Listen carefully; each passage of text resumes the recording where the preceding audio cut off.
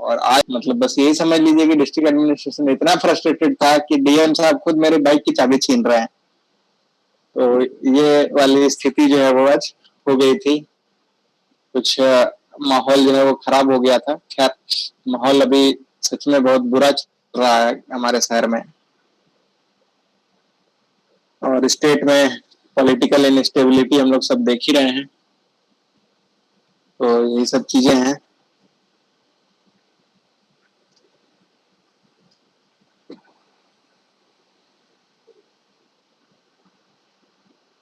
क्यों क्यों क्यों बताएंगे कभी, लंबी स्टोरी है। लेकिन बस शुक्ला साहब को, जो हमारे यहाँ डीएम साहब है, उनको इतना फ्रस्ट्रेटेड मैंने कभी नहीं देखा है। तो वो फ्रस्ट्रेशन झलक रहा था उनकी बातों में।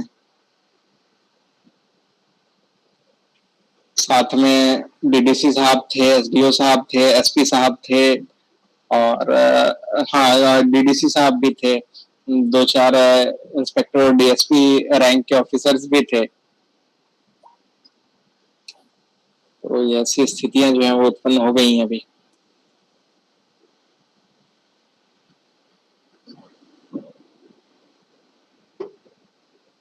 चलिए कोई बात नहीं।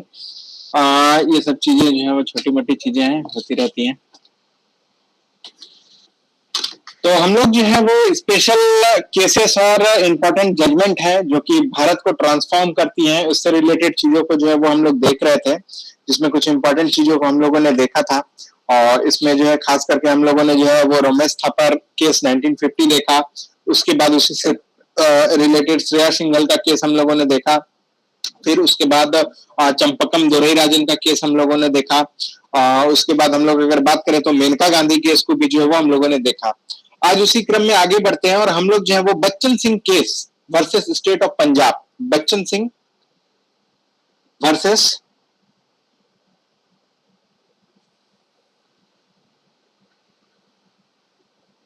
स्टेट ऑफ पंजाब, ये जो केस है ये भी एक अपने आप में जो है बहुत इंपॉर्टेंट केस है और इसको जो है वो हमको जानना बहुत जरूरी है। और ये केस है 1980 का, 1980 में जो है ये केस आया था।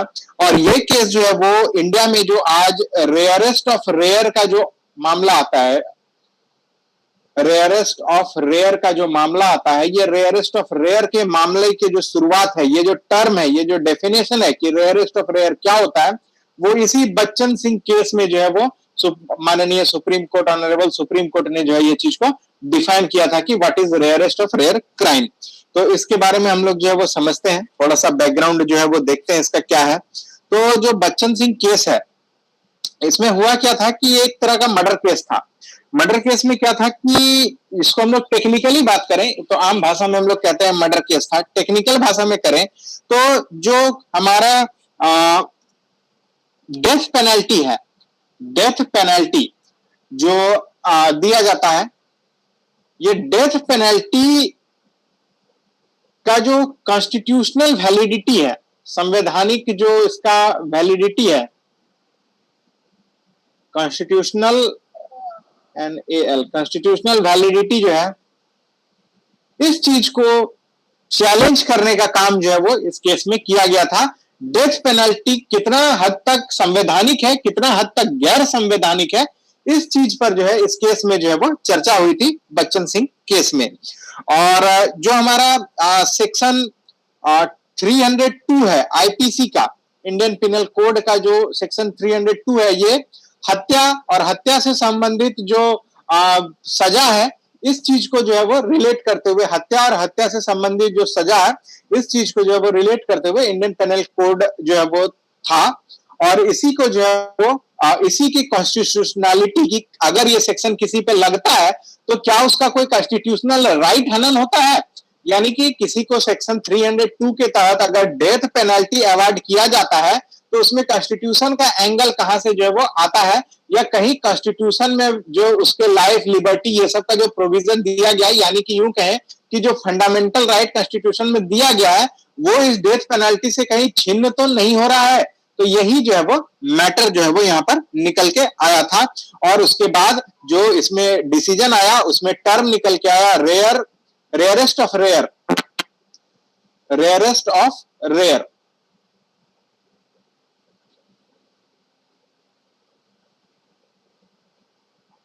सभी लोग थोड़ा सा टाइमली क्लास में आए, हम ऑलरेडी 5-7 मिनट वेट करते हैं, तो स्क्रीन में इशू होता है हमको, ठीक है।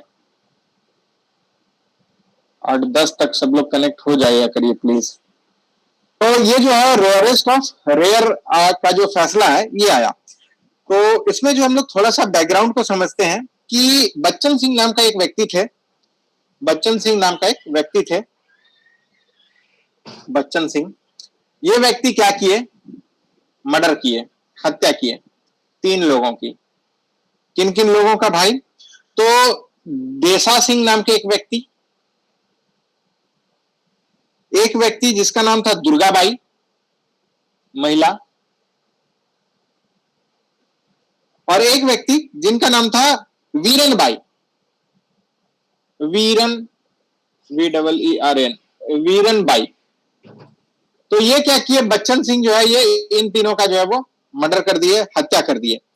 इन पर जो है वो अरेस्ट हुए ये बच्चन सिंह, इन पर केस मुकदमा चला और इनको जो है वो आईपीसी की धारा आईपीसी की धारा 302 दफा 302 के तहत ताजीराते हिंद जो आप सुने होंगे, टीवी वगैरह में बहुत बोला जाता है, तो यही दफा 302 जिसको हम लोग आईपीसी इंडियन पिनल कोड कहते हैं, इसके 302 के तहत जो है इसको मौत की सजा बच्चन सिंह को इन हत्या करने के लिए, इस मर्डर करने के लिए जो है वो, इन तीनों का मर्डर के लिए जो है वो इसको दिया गया बच्चन सिंह को। और ये दिया सेशंस कोर्ट ने, ये दिया सेशंस कोर्ट जिसको सत्र न्यायालय कहते हैं। ये जो सजा दिया इसको सत्र न्यायालय ने जो है वो दिया, सत्र न्यायालय, ये न्यायालय। तो ये जो है वो सेशंस कोर्ट ने जो है, सत्र न्यायालय ने जो है वो इन बच्चन सिंह को जो है वो सजा दिया। तो इसमें एक एंगल ये भी आया कि क्या सेशन कोर्ट को किसी को मौत की सजा देने का अधिकार प्राप्त है, या फिर ये सिर्फ सुप्रीम कोर्ट दे सकता है या हाई कोर्ट दे सकता है। तो सेशन कोर्ट के पावर पर भी जो है वो चैलेंज जो है वो इस केस में जो है वो देखा गया। तो फिर बच्चन सिंह क्या किए अपने आप को बचाने के लिए? ये क्या किए कि ये एक एसएलपी दायर किए। एसएलपी जो आज हम लोग एसएलपी देख रहे हैं ना, रमेश हांसदा वाला केस, इसका फुल फॉर्म होता है special leave petition. Special leave petition. तो ये एक एसएलपी जो है वो दायर करते हैं, स्पेशल लीव पिटीशन जो है वो दायर करते हैं और बोलते हैं कि मेरे केस का मैटर जो है वो सुप्रीम कोर्ट सुने कृपया करके। तो वो जो है वो सुप्रीम कोर्ट तक जो है वो चला जाता है। इसमें क्या क्या लीगल इश्यू इन्वॉल्व है इसको हम लोग समझते हैं। उसके बाद तरह तरह की जो है वो चीजें होती है कि बिलो वाले कोर्ट को क्या पावर है नहीं पावर है, वो हमारे लिए इंपॉर्टेंट नहीं। इसमें हम लोग को देखना है कि जो सेक्शन 302 है वो कितना हद तक फंडामेंटल राइट को हनन कर रहा है और क्या वो कॉन्स्टिट्यूशनली लीगल है कि नहीं है। तो वो कॉन्स्टिट्यूशन में क्या प्रोविजन है वो। उसके अलावा जो है आर्टिकल 21 यानी लाइफ एंड पर्सनल लिबर्टी का जो आर्टिकल है, लाइफ एंड पर्सनल लिबर्टी का, उस पर जो है वो क्या असर पड़ रहा है, इसको लेकर के भी जो इसमें मैटर आया। उसके बाद सुप्रीम कोर्ट का पावर वर्सेस जो हमारा लोअर कोर्ट का पावर है, इसी तरह का हायरार्की होता है, हाई कोर्ट और फिर नीचे होता है लोअर कोर्ट। तो इस तरह का जो है वो हायरार्की जो है वो हमारे कोर्ट का होता है। तो इन लोअर कोर्ट्स को जो है वो कितने पावर है डेथ सेंटेंस देने का, डेथ सेंटेंस देने का या फांसी या जो भी है, डेथ सेंटेंस जिसको कहते हैं, ये डेथ सेंटेंस देने का पावर किस लेवल के कोर्ट को है, इस चीज का भी फैसला जो है वो इसी बच्चन सिंह केस में जो है वो आया था और यही लीगल चीजें जो है वो इसमें इन्वॉल्व थी। यही जो है इस केस का बैकग्राउंड आया और इस केस में जो है वो बहुत बढ़िया बढ़िया डिसीजन जो है वो आया। डिसीजन ये आया कि सुप्रीम कोर्ट जो है वो एक डिफरेंस किए। डिफरेंस क्या किए? मर्डर को जो है वो डिफरेंस किए। जो मर्डर या जो हत्या हो रही है उसके बीच में जो है वो 2 तरह का डिफरेंस जो है वो बताए। क्या बताए कि एक है law and order, law and order, और दूसरा टर्म हो गया पब्लिक ऑर्डर, पब्लिक ऑर्डर। तो ये दो चीजों को जो है वो सुप्रीम कोर्ट जो है वो बताया कि मर्डर के संदर्भ में जो है वो हम लोग को दो चीजें को जो है वो देखना है, एक लॉ एंड ऑर्डर और एक पब्लिक ऑर्डर। यानी कि इसका मतलब क्या हुआ, इन दो डिफरेंसेस का मतलब समझने का कोशिश करते हैं कि ऐसा कंडीशन हो सकता है जब वायलेंट क्राइम हो, ठीक है, उग्र क्राइम वायलेंट क्राइम जो है वो हो, ऐसा कंडीशन हो सकता है, ठीक है, कि मान लीजिए कोई वायलेंट क्राइम हुआ और दो क्राइम हुआ, मान लीजिए दो क्राइम हुआ, दोनों वायलेंट है, दोनों जो है वो काफी वायलेंट है, जिसमें कि दोनों का नेचर दोनों का नेचर और दोनों का कमिटमेंट, यानी जो जो हुआ, कमिट हुआ जब, दोनों का कंटेक्स्ट, दोनों का सरकमस्टांसेस, ये सारे जो है वो अलग हो सकते हैं, कंटेक्स्ट अलग हो सकता है, सरकमस्टांसेस हो सकता है। दोनों वायलेंट क्राइम है, दोनों मर्डर है, लेकिन एक मर्डर ऐसा हो सकता है जो कि आपके सेल्फ डिफेंस में किया गया मर्डर हो। एक मर्डर हो सकता है कि कोई आपको जो है वो बहुत ज्यादा हरास कर रहा है, उसमें जो है रिएक्टिव मर्डर कर दिए, उसका रिएक्ट करके। एक मर्डर हो गया जो है जिसका नेचर जो है वो हुआ कि आप उसको मारना नहीं चाहते थे, आपने उसको धक्का दिया और कुछ ऐसा हो गया जिससे उसकी मर्डर हो गई। एक ऐसा हो गया कि मान लीजिए आप जो है वो गन खरीद के लाए, उसको शौक में जो है वो आप उसको साफ सुफ कर रहे थे, गोली चल गई, मर्डर हो गया। तो ये क्या है, सारा वायलेंट क्राइम है, लेकिन सबका, हम बस कुछ एग्जांपल दे रहे हैं, सबका नेचर, सबका कमिटमेंट, सबका कंटेक्स्ट और सबका सर्कमस्टांसेस जो है वो अलग हो सकता है। तो हर क्राइम, हर मर्डर जो है वो वायलेंट क्राइम तो है, लेकिन उसका नेचर, कमिटमेंट, कंटेक्स्ट, सर्कमस्टांसेस आदि आदि ईटीसी जो चीजें हैं वो अलग अलग हो सकती हैं। कई बार सेल्फ डिफेंस में मर्डर हो सकता है, कई बार जो है वो रोड रेज में जो है वो मर्डर हो सकता है। तो कई तरह की चीजें जो है वो उसमें देखी जानी चाहिए। तो इस तरह का जो है वो बात लेकर के आया और सुप्रीम कोर्ट ने लॉ एंड ऑर्डर और पब्लिक ऑर्डर, इन दोनों के बीच में जो है वो डिफरेंट जो है वो डिफरेंस जो है वो किया और बताया कि ऐसा कंडीशन आ सकता है कि डिफरेंट रिएक्शंस जो है वो एक मर्डर जो है वो क्रिएट करे। जैसे अभी मान लीजिए जो दुमका वाला केस है, ये केस जो लॉ एंड ऑर्डर पे चैलेंज दे रहा है, या जो पब्लिक रिएक्शन जो आज दे रहा है, वो सामान्य मर्डर में नहीं दे रहा है। आप इसके अलावा भी देखे होंगे कि जो है वो बर्न केसेस हुए हैं, कई बार विवाहिताओं को जो है वो उनके ससुराल में जला दिया जाता है, कई बार जो है वो घर में सिलेंडर फट जाता है या इस वजह से भी जो है वो बर्न हो जाता है। कई बार जो आप देखेंगे स्वतः भी जो है वो आग लगा लेती हैं महिलाएं, जो है वो सुसाइड करने के माध्यम से भी। तो उसमें भी जो है वो मर्डर चार्जेस जो है वो लगते हैं कई बार। लेकिन अभी वाला जो केस हम लोग देख रहे हैं, इसका सरकमस्टांसेस जो है वो अलग हो गया है, इसका जो है वो नेचर अलग हो गया है, और ये जो है वो अलग तरह का इमोशन स्टीर कर रहा है, ये एक अलग इमोशन जो है वो स्थिर कर रहा है।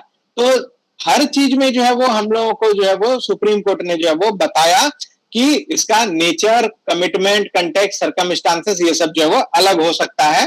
और जो अलग, एकदम अलग हो गया और उसका क्या कारण या नेचर, सर्कमस्टांसेस इस तरह की चीजें आई, वो हो गया rarest of rare, rarest of rare. यानी कि कुछ एग्जांपल दें तो निर्भया वाला कांड हो गया, निर्भया कांड जो है वो रेयरेस्ट ऑफ रेयर कंडीशन में आता है। उसके बाद वो जो तलवार वाला जो था, तलवार डॉक्टर जो थे, जो अंकिता, आरुषि तलवार वाला, आरुषि तलवार वाला जो केस था, वो भी एक रेयरेस्ट ऑफ रेयर था। और अभी हालांकि इस पे टिप्पणी करना मुश्किल है कि ये अंकिता वाला जो केस है उसको रेयरेस्ट ऑफ रेयर कोर्ट ने माना है कि नहीं माना है, तो ये जो है वो बाद की बात है, इस पे हम लोग जो है वो टिप्पणी नहीं कर सकते हैं, लेकिन इसको माना जाना चाहिए। तो यही जो है वो इस तरह की चीजों में जो है वो रेयरेस्ट ऑफ रेयरेस्ट जो है वो चीजों को डिफाइन किया सुप्रीम कोर्ट ने। और इसमें जो है वो कैपिटल पनिशमेंट,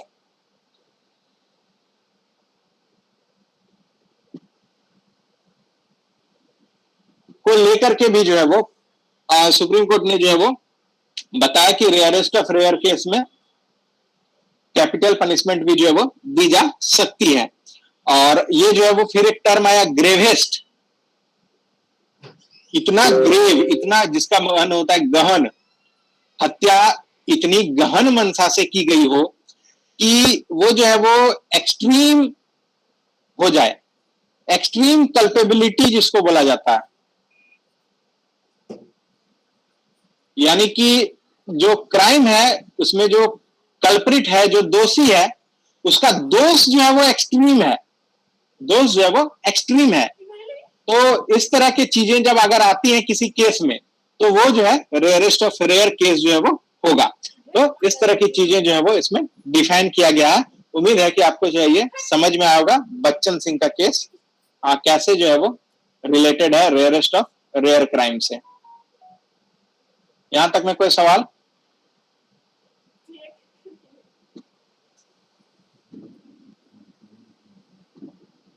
क्या है रेयरेस्ट ऑफ रेयर, ये चीजें समझ में आई?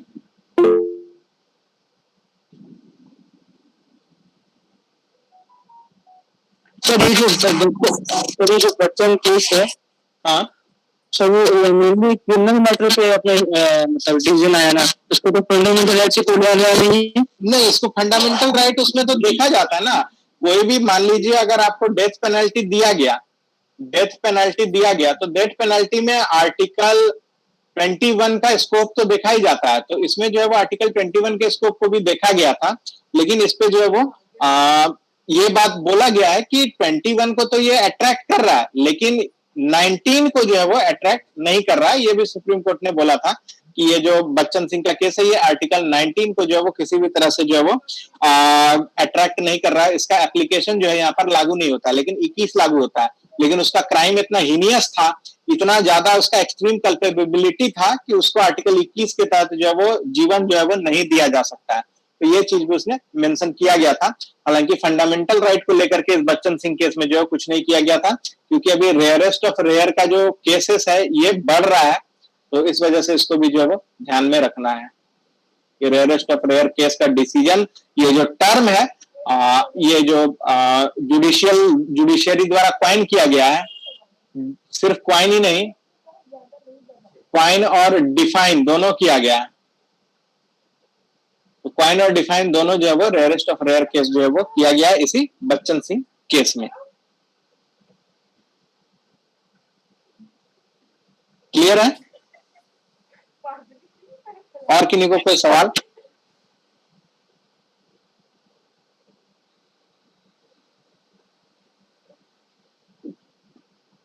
कुछ बोल रहे थे? नो सर, क्लियर वही बोल रहा था। अच्छा, चलिए तो आगे बढ़ते हैं हम लोग। आगे जो है वो हम लोग देखेंगे नेक्स्ट जो हमारा इंपॉर्टेंट है, इंपॉर्टेंट बीच में और भी है, लेकिन हम लोग जो है क्योंकि इधर रिसेंट वाले पे जो है वो ज्यादा देखेंगे, तो इसमें जो है वो सबसे पहले हम लोग जो है वो देखेंगे Saira Bano versus union of India and others. बहुत इंपॉर्टेंट केस है, बहुत फेमस केस रहा था। Saira Bano versus union of India and others. ये केस था 2016 का। बहुत ही महत्वपूर्ण केस, सुना भी होगा आप लोगों ने इसके बारे में, सायरा बानो केस। इसी केस से जो है रिलेटेड हमारा तलाक ए बिद्दत, तलाक ए बिदत,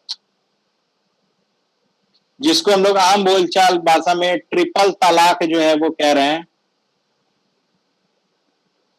इसी ट्रिपल तलाक से जो है वो रिलेटेड जो है ये तलाक, इसी को जो है वो उर्दू या फारसी, शायद फारसी शब्द में जो है तलाके बिद्दत जो है वो कहते हैं। और इसी में सायरा बानो जो है उन्होंने जो है वो चैलेंज किया कि ये तलाक बिद्दत जो है वो गलत है, कॉन्स्टिट्यूशनली गलत है, मेरे फंडामेंटल राइट का हनन करता है या मेरे राइट्स का जो है वो हनन करता है। बहुत फेमस केस रहा, लैंडमार्क डिसीजन आया, और ये भारत का one of the greatest case में से जो है वो एक गिना जाता है।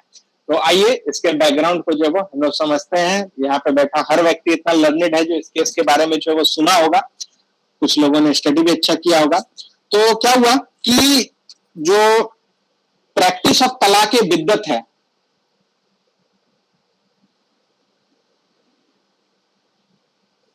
इसमें क्या है कि जो मुस्लिम मेन है, मुस्लिम पुरुष हैं, उनको एक अधिकार प्राप्त था कि वो उनकी वाइफ को जो है वो डाइवोर्स कर सकते हैं, डाइवोर्स कर सकते हैं इंस्टेंटेनियसली,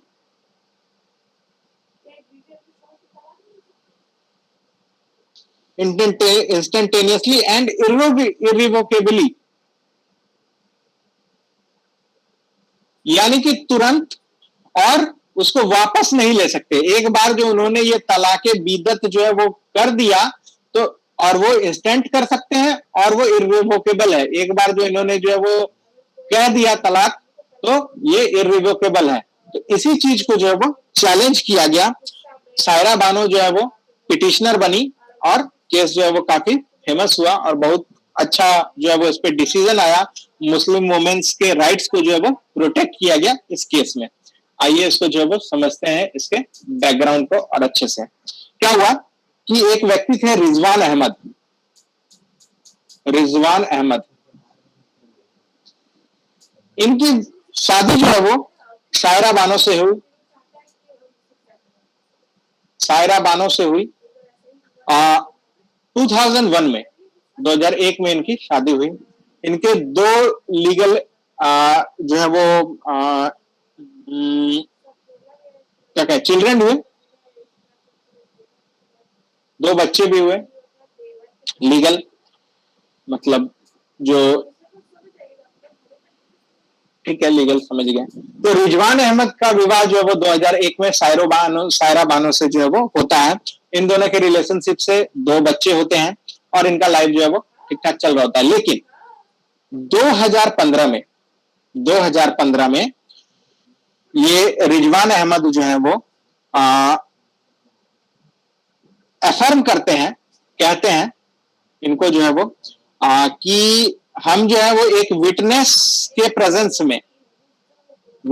प्रेजेंस में तुमको तलाक तलाक तलाक कह देते हैं, यानी तलाक जो है वो तलाके बिद्दत का प्रैक्टिस जो है वो कर देते हैं, जिसको तलाके बिद्दत जो है वो कहा जाता है, तलाके बिद्दत। तो ये जो है वो एक विटनेस के सामने अफर्मेशन जो है वो कर देते हैं ये रिजवान अहमद 2015 में। और उसके बाद सिर्फ वही नहीं कहते हैं, उसके बाद वो क्या कहते हैं कि अब रिजवान अहमद और सायरा बानो के बीच जो है वो इस तलाक बिद्दत के बाद वो ओवर दी कॉन्फ्रेंस जो है वो कहते हैं कि आपके और मेरे बीच हस्बैंड एंड वाइफ का अब कोई रिलेशन जो है वो नहीं रह गया है, और जो हम पहले हरम थे वो अब हम ना मरहम जो है वो हो गए, ना महरम जो है वो हो गए। यानी कि पहले जो है वो हम अदर वोमेन के लिए जो है वो ये थे, ये हरम मतलब कि कोई अदर वोमेन के लिए हम एक्सेसिबल नहीं है। कोई अदर वोमेन अगर हमको जो है वो अप्रोच करती हैं तो वो जो है गलत है। लेकिन अब तुमको डाइवोर्स देने के बाद हम नामरहम हो गए, यानी कि हम I am open for other women, कि हम जो है वो किसी अदर वुमेन के साथ जो है वो रिलेशनशिप में अब हम आने के लिए जो है वो ओपन है। तो और फ्यूचर में जो है वो हम आप जो सायरा बानो है, फ्यूचर में आप सायरा बानो जो है वो आप फ्री हैं अपने लाइफ को जीने के लिए without I being your husband, without Rizwan Ahmed being your husband. यानी कि आज के डेट से रिजवान अहमद आपका हस्बैंड नहीं है, आप जो अपनी जिंदगी जीने के लिए फ्री हैं।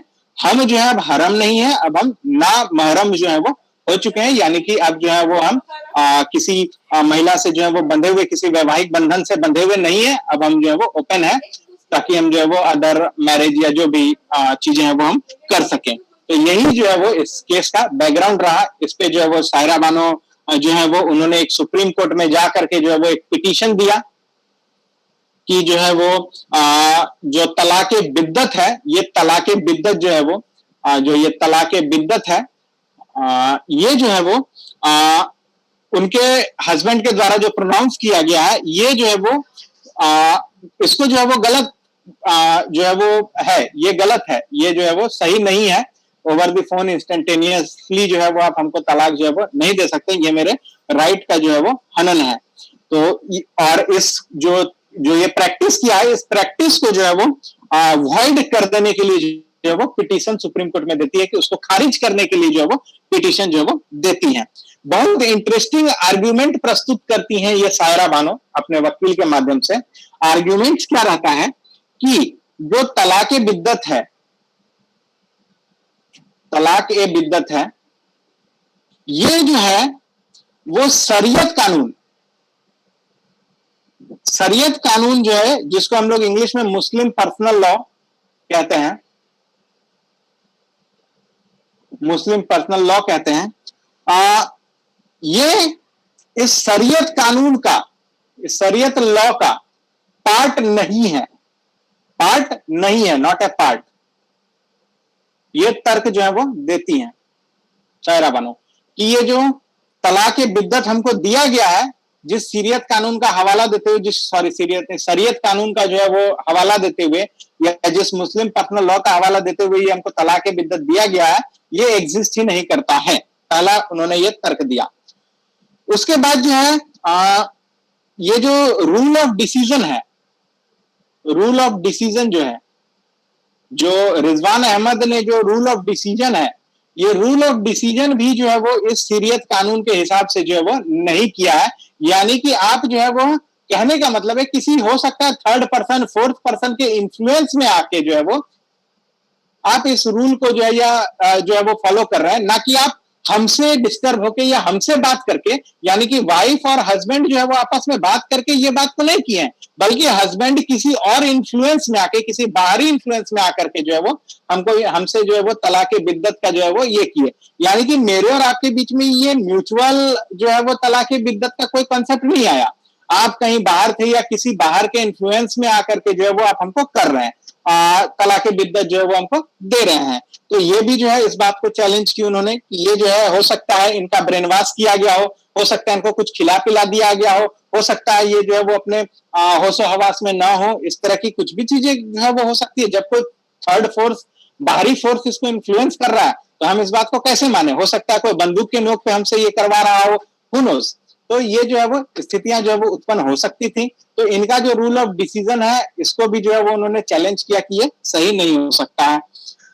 और जो है वो कि इसमें फिर इसी रूल ऑफ डिसीजन में दो चीज आया कि absence of wife, ABSENC, absence of wife, wife की अनुपस्थिति में किया गया है, या किसी अन्य माध्यम से उसको बताया गया है, या फिर विदाउट हर नॉलेज, उसको नॉलेज में भी नहीं है। ऐसा भी होता था, ऐसे भी जो है वो लोग प्रैक्टिस कर लेते थे कि उनके नॉलेज में नहीं है, कि उनके इस महिला के नॉलेज में नहीं है कि उनके हस्बैंड ने उनको जो है वो तलाक दे दिया है, वो भया किसी थर्ड पर्सन जो उनको मालूम हो रहा है। तो ऐसा भी जो है वो सिचुएशन जो है वो उत्पन्न हो सकता था। तो इन्हीं सब मैटर को जो है वो अपना बेस बना करके जो है वो केस करती हैं, और बहुत तरह के मैटर हैं जो कि हम लोग को इतना डीप में जाना जो है वो जरूरत नहीं है। इसमें एक और टर्म जो है वो आता है कि जो मुस्लिम रिलीजन है, उस रिलीजन का जो सैक्रोसेंट, जो पवित्रता है, जो ये रिलीजन का जो सैक्रोसेंट टेनेंट्स है, जो सैक्रोसेंट टेनेंट्स है, पवित्रता का जो एलिमेंट्स है, प्योरिटी का जो एलिमेंट्स है, जो इस रिलीजन को जो है वो का एलिमेंट है, जो इस रिलीजन को सैक्रोसेंट बनाता है, उसको भी जो है वो कंसीडर नहीं किया गया है, कंसीडर जो है वो नहीं किया गया है इस तलाक बिद्दत में। ये सब उनका तर्क था, जिस पर जो है वो चैलेंज जो है वो होता है। और ये भी जो है वो बोला गया कि कुछ जो उनमें सुन्नी स्कूल्स हैं, सुन्नी स्कूल्स ऑफ थॉट जिसको कह सकते हैं, या जो सुन्नीवाद को जो है ज्यादा प्रमोट करते हैं, उनके द्वारा जो है ये ऑर्गेनाइज किया गया है, या उनके द्वारा जो है ये किया गया है। इसका जिक्र जो है वो तलाक बिद्दत का जो जिक्र है वो कहीं भी कुरान में नहीं है, कहीं भी कुरान में नहीं है। तो जब कुरान में नहीं है तो इसके पवित्रता पर तो सवाल उठेगा ही उठेगा, तो या फिर इसके सैक्रोसेंट नेचर पे जो है वो सवाल जो है वो उठेगा ही उठेगा। तो इस तरह का 5-6 पॉइंट जो है उन्होंने बना करके जो है वो केस किया, और जो है वो बहुत लंबा जो है वो चीजें चली। और इस पर जो है वो कुछ बोल रहे हैं कोई? चलिए, तो इस पर जो है वो चीजें जो है वो चली और फिर तरह तरह का जो है वो बहस हुआ। इसमें दो इंपॉर्टेंट चीजें जो है वो जानने और जरूरी है कि इंडिया क्या है, डेमोक्रेसी है, यानी कि लोकतंत्र है, लोगों का इच्छा जो है यहाँ सर्वोपरि है। और कैसा है डेमोक्रेसी है, सेक्युलर।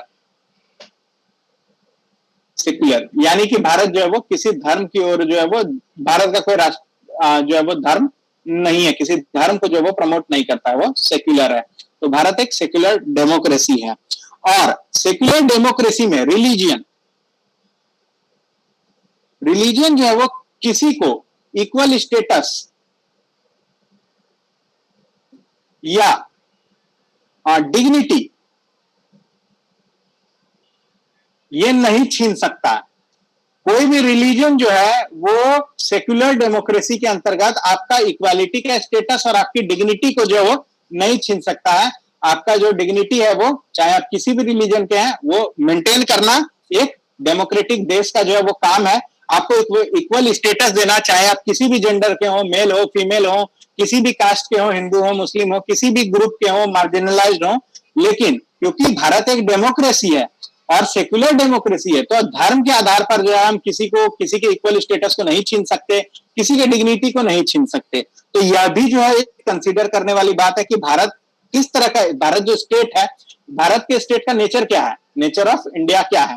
तो नेचर ऑफ इंडिया क्या है कि सेक्युलर डेमोक्रेटिक है, यानी हम किसी धर्म के आधार पर जो है वो किसी के डिग्निटी को नहीं छीन सकते हैं। हो सकता है कोई ऐसा अरेबिक कंट्रीज हो जहां पे जो डेमोक्रेसी ना हो, सेक्युलर ना हो, जहां पे जो है वो जो है वो शरीयत कानून जो है वो लागू हो, तो वहां पे ये चलेगा, वहां पे ये हो सकता है चले, कोई दिक्कत नहीं है। लेकिन जो एक डेमोक्रेटिक कंट्री है उसका डेमोक्रेसी का कुछ वैल्यूज है, इसके साथ साथ सेक्युलर है। तो इस सेक्युलर और डेमोक्रेटिक कंट्री में जो है वो रिलीजन के आधार पर किसी के इक्वल स्टेटस और डिग्निटी को नहीं छीना जा सकता। स्पेशली वुमेन यहाँ तो मार्जिनलाइज्ड है ही है, वुमेन में भी मुस्लिम वुमेन और ज्यादा जो है वो मार्जिनलाइज्ड जो है वो देखी जा रही हैं। ऑलरेडी जो है वो ये लोग जो है वो मार्जिनलाइज सेक्शन में जो है वो आती है, एक तो वुमेन और ऊपर से मुस्लिम वुमेन, उसको भी जो है वो रिलीजन के आधार पे अगर हम लोग जो है वो इक्वल स्टेटस और डिग्निटी न दें, वो भी डेमोक्रेटिक देश में, सेक्युलर देश में, तो ये जो है बहुत बड़ा गलत जो है वो हो जाता। तो ये भी एक बहुत ही इंपॉर्टेंट फैक्ट और तर्क जो है वो यहाँ पर रखा गया था, जिसको सुप्रीम कोर्ट ने जो है वो कंसिडर किया। और सुप्रीम कोर्ट में जो है वो 3-2 की मेजोरिटी से जो है वो इस तलाक बिद्दत को जो है वो खारिज कर दिया गया। 3 जजों ने जो है वो बोला कि नहीं ये गलत है, और 2 जज जो है वो इस पे सपोर्ट में जो है वो रहे। और आज के डेट में ये जो ट्रिपल तलाक है ये अनकॉन्स्टिट्यूशनल है, ये संवैधानिक रूप से गलत है। और इसके साथ साथ बोले कि एक और इंपॉर्टेंट बात इसमें सुप्रीम कोर्ट ने बोला, गलत तो है ही है, इसके साथ साथ ट्रिपल तलाक जो है वो, ट्रिपल तलाक जो है वो ये एक एसेंशियल रिलीजियस प्रैक्टिस नहीं है, ये एक एसेंशियल रिलीजियस प्रैक्टिस नहीं है। ऐसा कहीं भी जो है वो कुरान या किसी उनका जो जिस बुक को भी या जिस भी सिस्टम को वो फॉलो करते हैं, जिस भी गुरु को, जिस भी पैगंबर मोहम्मद साहब को जो है वो फॉलो करते हैं, उसमें जो है वो ये एसेंशियल रिलीजियस प्रैक्टिस नहीं है। जैसे नमाज अदा करना एक एसेंशियल रिलीजियस प्रैक्टिस है, उसी तरह तलाक, ट्रिपल तलाक जो है वो एक एसेंशियल प्रैक्टिस नहीं है। तो इस बात को भी जो है वो उन्होंने किया। और उसके बाद ये भी बताया कि ये फंडामेंटल राइट यानी राइट टू डिग्निटी जो है वो हमारा, उसको भी जो है वो हनन कर रहा है, इसलिए ये फंडामेंटल राइट का भी जो है वो वायलेटिव है, आर्टिकल 14 का भी वायलेटिव है, और इसलिए ये जो है वो वैलिड इंडिया में नहीं दिया जा सकता है, और ट्रिपल तलाक को जो है वो कैंसिल कर दिया गया। तो यही जो है वो फेमस शायरा बानो केस जो है वो था। उम्मीद है आपको ये समझ में आया होगा। हाँ, कुछ मिसकॉन्सेप्शन रहता है जनरली, उसको हम गौर करना चाहेंगे। ये आपने कहा ना तलाकी बिद्दत, इसका बिद्दत का एक्चुअल मतलब ही यही होता है कि ये मना है, गलत है, ठीक ना। अच्छा, बिद्दत का मतलब ये होता है, ठीक ना। और जैसा आपने कहा कि ये तलाक की बिद्दत कहीं भी कुरान में मेंशन नहीं, सही बात है, ठीक है। हम लोग का जो मेल बुक है वो कुरान है, और हम लोग जनरली सब कुछ कुरान के ही जैसे है ना, हर चीज। तो कुरान में तलाक की बिद्दत कई कॉन्सेप्ट में कुरान में कहा गया है कि तलाक कैसे देने के लिए कहा गया है। कुरान का एक चैप्टर है निशा, है ना, चैप्टर निशा, निशा का मतलब भी औरत है। तो उस निशा का मतलब औरत है, तो उसमें ये मेंशन है कि अगर, और देखिए सबसे पहली बात है सर कि तलाक का कॉन्सेप्ट क्यों आया? तलाक का कॉन्सेप्ट इसलिए आया कि आपको मतलब आपकी अगर शादी हो गई तो आप अपने वाइफ को एक ऑप्शन की तरह यूज ना करें कि अरे ये तो मेरे साथ है ही, जिंदगी का है, जब चाहे मतलब उसको भी आजादी है अपना, मतलब अगर हो सकता है कि आपका उनका नहीं पड़ रहा है तो आप उनको छोड़ सकते हैं, ठीक ना। इसलिए कॉन्सेप्ट लाया गया था तलाक का। ऐसा नहीं कि जिंदगी भर हम उसके साथ ही बिताएंगे और मेरे घर से और क्यों निकलेगा उसका, तो ऐसा कॉन्सेप्ट नहीं था यहाँ। तो इसलिए तलाक लाया। और तलाक ये क्या है, तलाक ऐसे है कि अगर आप तलाक मतलब बीवी के साथ आपका नहीं बन रहा है तो आप उनको तलाक दे दे, और तलाक देने के बाद 4 महीने तक वेट किया जाता है, जिसको हम लोग इद्दत कहते हैं, ठीक ना। अच्छा। इद्दत कहा जाता है। इद्दत का कॉन्सेप्ट ये होता है कि अगर मतलब कुछ भी हुआ हो आप लोग को, मतलब ये तो 4 महीने के बाद एक पता चल जाता है ना कि अगर वो प्रेग्नेंट है या नहीं है, ऐसा वाला कॉन्सेप्ट है। तो इन 4 महीना का एक पीरियड होता है जिसमें वेट किया जाता है, और उसके बाद अगर फिर भी, और इन ड्यूरेशन में 4 महीने का ड्यूरेशन में आप अपनी बीवी के साथ वैसे ही बिहेव करेंगे, वैसे ही रहेंगे जैसे नॉर्मल हस्बैंड वाइफ रहता है, या फिर आप अपनी बीवी को घर भेज देंगे, मायके भेज देंगे और हमको पूरा घर से उठाना है। वो 4 महीने खत्म होगा तो फिर आप उसको एक तलाक देंगे, और फिर उस पर नेक्स्ट फिर 4 महीना आप वेट करेंगे इज्जत का, और उसके बाद फिर एक बार नेक्स्ट आए। तो ये कॉन्सेप्ट 3 बार तलाक का है। आप समझिए कितना एक लंबा ड्यूरेशन हो सकता है। और बात है कि अगर इस ड्यूरेशन में देखिए सर गुस्सा में है या किस अंदाज में किसी चीज को बोला गया है, लेकिन अगर किसी के साथ आप इतना टाइम बिताएंगे तो कहीं ना कहीं आपके बीच अगर कोई अच्छा रिलेशन है तो वो समझ जाएगा। तो इतना मौका दिया जाता है संभालने का, और इतना मौका दिया जाता है सुनने का।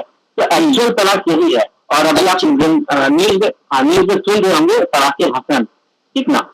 अच्छा। तलाक हसन ये अभी करंट न्यूज में आ रहा है, उसको बैन करने का मन कर रहा है। तो यही है तलाक हसन कि आप 4-4 महीने का 3 बार गैप दें और उसके बाद तलाक दें। ये और एक वर्ड और आपने सुना होगा खुला, ठीक ना। तो ऐसा नहीं है कि सिर्फ मर्द को हक है तलाक देने का, औरत भी अगर मर्द के साथ कंफर्टेबल नहीं हो, मर्द उसको सही नहीं मिला, तो औरत भी खुला ले सकती है। खुला इन द सेंस कि वो खुद तलाक ले सकती है कि हम आपके साथ में रहेंगे। औरत को भी इक्वल राइट मिला है जैसे मर्द को राइट मिला। और एक और आपका एक और आपने सुना होगा हलाला, ठीक ना। ये इसका वर्ड बहुत गलत रिप्रेजेंट किया जाता है। हलाला यही है कि आपने तीन लंबा मतलब एक ये पीरियड ये फॉलो किया ना, 4-4 महीने का तीन एक लंबा ये हुआ आपका। आप फिर एक बार वो तलाक दिए, फिर आप उसके साथ में 4 महीने बाद फिर आप उसको तलाक दिए, फिर 3 बार जब आप तलाक दीजिए तो फिर आपके साथ उसका कोई राइट नहीं रहेगा, ठीक ना। और तब जाके अगर आपको फिर से दोबारा अब आपको ऐसा रियलाइज हो कि नहीं यार हम उसके साथ फिर से रहना चाहते हैं, तब जाके ये हलाला का कॉन्सेप्ट आया कि नहीं पहले आप किसी और से शादी कीजिए, तब आपको अकल आएगा कि आपको इतना उत्तर दिया गया था, आपने कुछ ठुकरा दिया और ये कर दिया, और उसके बाद आप किसी और से शादी कीजिए। अगर फिर आपको लगता है कि नहीं वो मेरी पहली वाली सही थी, तो पहले आप उससे शादी कर लीजिए, आप उसके साथ कुछ दिन टाइम भी चाहिए और फिर तलाक देके आप उसके साथ शादी लीजिए। बहुत लंबा है और बहुत अलग अलग नहीं होता है सर, लेकिन कुछ और गलत इंप्रेशन, गलत रिप्रेजेंटेशन की वजह से ये चीजें बहुत गलत फॉर्म करता है, लेकिन कुछ और होता है। हाँ ये बहुत कुछ। तो वही हम सोचे आप लोग पढ़े हैं और अच्छे से जानते हैं, तो थोड़ा कॉन्सेप्ट आप लोग का ये कर लो। ये हलाला अक्सर इसको गलत यूज करते सुना होगा, तलाक के बिद्दत अलग गलत यूज करेगा। और ये तलाक के बिद्दत सिर्फ इंडिया में है सर, ये सुनिए आपने कहा इंडिया में। आप सऊदी वगैरह जाइए ना, हाँ कहीं भी मुस्लिम कंट्री जाइए, वहाँ पे तलाक की बिद्दत एकदम बैंड है। वहाँ पे भी जैसे नॉर्मल इंडिया में तलाक लेने के लिए आपको एप्लीकेशन फॉर्म फाइल करना पड़ता है, रजिस्ट्रेशन फाइल करना पड़ता है, तो वैसे ही सऊदी वगैरह में भी आपको पहले कोर्ट से परमिशन लेना पड़ता है, तब जाके तलाक दे सकते हैं। वैसे है बिल्कुल बैंड हुआ तो बहुत हाँ ये सही है। और इसको जो है क्योंकि हमको जो है बहुत चीजों को जो है वो स्किप करके बताना पड़ता है, क्योंकि हम लोगों को जो है वो कॉन्सेप्ट को समझना और क्या हमारे लिए एग्जाम पॉइंट ऑफ व्यू से इम्पोर्टेंट है। असल में इसका जब आप देखेंगे सायरा बानो का केस तो और ये डीप है। इसमें क्या होता है कि सायरा बानो जो है वो अपने वैवाहिक घर को छोड़ के, जहाँ पे उनकी शादी वो छोड़ के फिर जो है वो अपने पिता के यहाँ रहने लग जाती हैं। और ये रिजवान अहमद जो है वो कई बार उनको जो है वो कहते हैं कि नहीं आप आइए और हमारे यहाँ ही जो है वो रहिए, लेकिन वो रिफ्यूज कर देती हैं अपने मैट्रिमोनियल होम में जो है वो जाने के लिए। और उसके बाद जो है वो इन्फॉर्म किया जाता है उनके पिता के द्वारा जो है वो इन्फॉर्म किया जाता है कि अब वो जो है रिजवान या सायरा बानो जो है अब रिजवान अहमद के साथ जो है वो नहीं जाना चाहती हैं। और उसके बाद रिजवान अहमद अपने पिटीशन में या अपने डिफेंस में ये भी कहते हैं कि उनकी वाइफ जो है वो रिकंसाइलेशन के लिए रेडी नहीं थी, कि फिर से जो है वो हम रिजवान अहमद के साथ रहेंगे, इस चीज के लिए वो रेडी नहीं थी। और इस वजह से जो है वो हम एक तलाकनामा जो है वो उनको जो है वो दे रहे हैं, और यही जो तलाक बिद्दत है, इसके माध्यम से जो हम उनको तलाक दे रहे हैं। वहीं पे जब मुस्लिम सिस्टम में तलाक की हम लोग बात करें तो 3-4 तरह का तलाक जो अभी आप चर्चा कर ही रहे थे वो आता है। खास करके तलाक अहसन के जो बात आ गई वो आ गई, तलाक हसन भी हो गया एक, और उसके बाद जो है वो खुला और मुबारात भी जो है वो एक तरह का जो है वो तलाक आता है। तो सब चीज का है, हम लोगों को जो है जैसे म्यूचुअल कंसेंट के साथ जो तलाक जो है वो करने की बात आ जाती है तो शायद मुबारात उसको बोलते हैं। तो चीजें हैं कि आप कितना डीपली जो है वो चीजों को जान और समझ रहे हैं। हम लोग को यहाँ पे पढ़ाने के लिए एक रिस्ट्रिक्शन है कि इतनी चीजों में ही जो है वो चीजों को जो है वो हम लोगों को कंसेप्ट जो है वो क्लियर करना रहता है। आप इसको शौक से, इच्छा से जब आप पढ़ेंगे, इस पे जितना जो है वो आप अध्ययन करेंगे, आपको चीजें उतनी ही क्लियर होंगी। तो इस वजह से जो है वो हम इसको सिर्फ उतनी ही चीजों को जो है वो पॉइंट आउट कर पा रहे हैं जितना कि हम लोग को एग्जाम पॉइंट ऑफ व्यू से इम्पोर्टेंट है, क्योंकि इसका फिर जो जजमेंट आया, जो इसका आर्ग्यूमेंट्स हुए, दोनों तरफ से काउंटर आर्ग्यूमेंट्स हुए, तो ये दोनों जो है वो हमारे लिए बहुत इंपॉर्टेंट है। फिर वो कैसे जो है वो उसका इंपॉर्टेंस जो है वो आगे बढ़ गया, वुमेन राइट्स को जो है कैसे सील्ड मिला जेंडर डिस्क्रिमिनेशन के अंतर्गत, रिलीजियस प्रैक्टिस में के नाम पर जो वुमेन के साथ जो है कई बार हरासमेंट वाले केसेस जो है वो देखने को मिल रही है, जो मेन इर्द गिर्द सायरा बानो केस के इर्द गिर्द जो मेन आइडिया घूम रहा था। तो ये सब चीजें हैं, और यहाँ से फिर यूनिवर्सल सिविल कोड जो यूसीसी है कि भाई सभी के लिए जो है वो समान कानून जो है वो हम लोगों को लगा देना है। तो इस तरह की चीजें का भी जो है वो सामना जो है वो आता है, सामने जो है वो आता है। तो बात है कि हम लोग जो है वो जितनी चीजें इसको जितना डेप्थ में जाए, पूरा जजमेंट है, शायद 65 पेजों या 70 पेजों का जो है पूरा उसका जजमेंट है सुप्रीम कोर्ट का। तो उसको आप जितना डीप में जो है वो पढ़ें, जितना समझें, और जितना आप इसको रिलेट कर पाएंगे वो उतना ही अच्छा है। तो इस रिस्ट्रिक्शन की वजह से हम लोग को जो है वो बहुत चीजें जो है स्किप करनी पड़ती है, नहीं तो फिर ये क्लास भी हम लोगों को आगे लेकर के चलना है। सर, लेकिन कुछ ऐसा मुद्दा होता है सर जिसको जानना जरूरी है, मतलब जरूरी है, मतलब बिल्कुल पढ़े लिखे इंसान से ऐसा ये है कि आप किसी और के बहकावे में आए और आपको जब एक्चुअल मतलब रियलिटी पता हो तो आप उससे बात कर सकते। तो इसलिए हम आपको इतना टाइम देंगे। सॉरी, नहीं टाइम को लेकर के नहीं है, बहुत सारी चीजें जो है वो कई बार क्लियर होना बहुत जरूरी होता है। तो ये जो है वो बायसनेस जो है वो इसी वजह से होती है कि आप उसको बस एक ही दिशा से देख रहे हैं।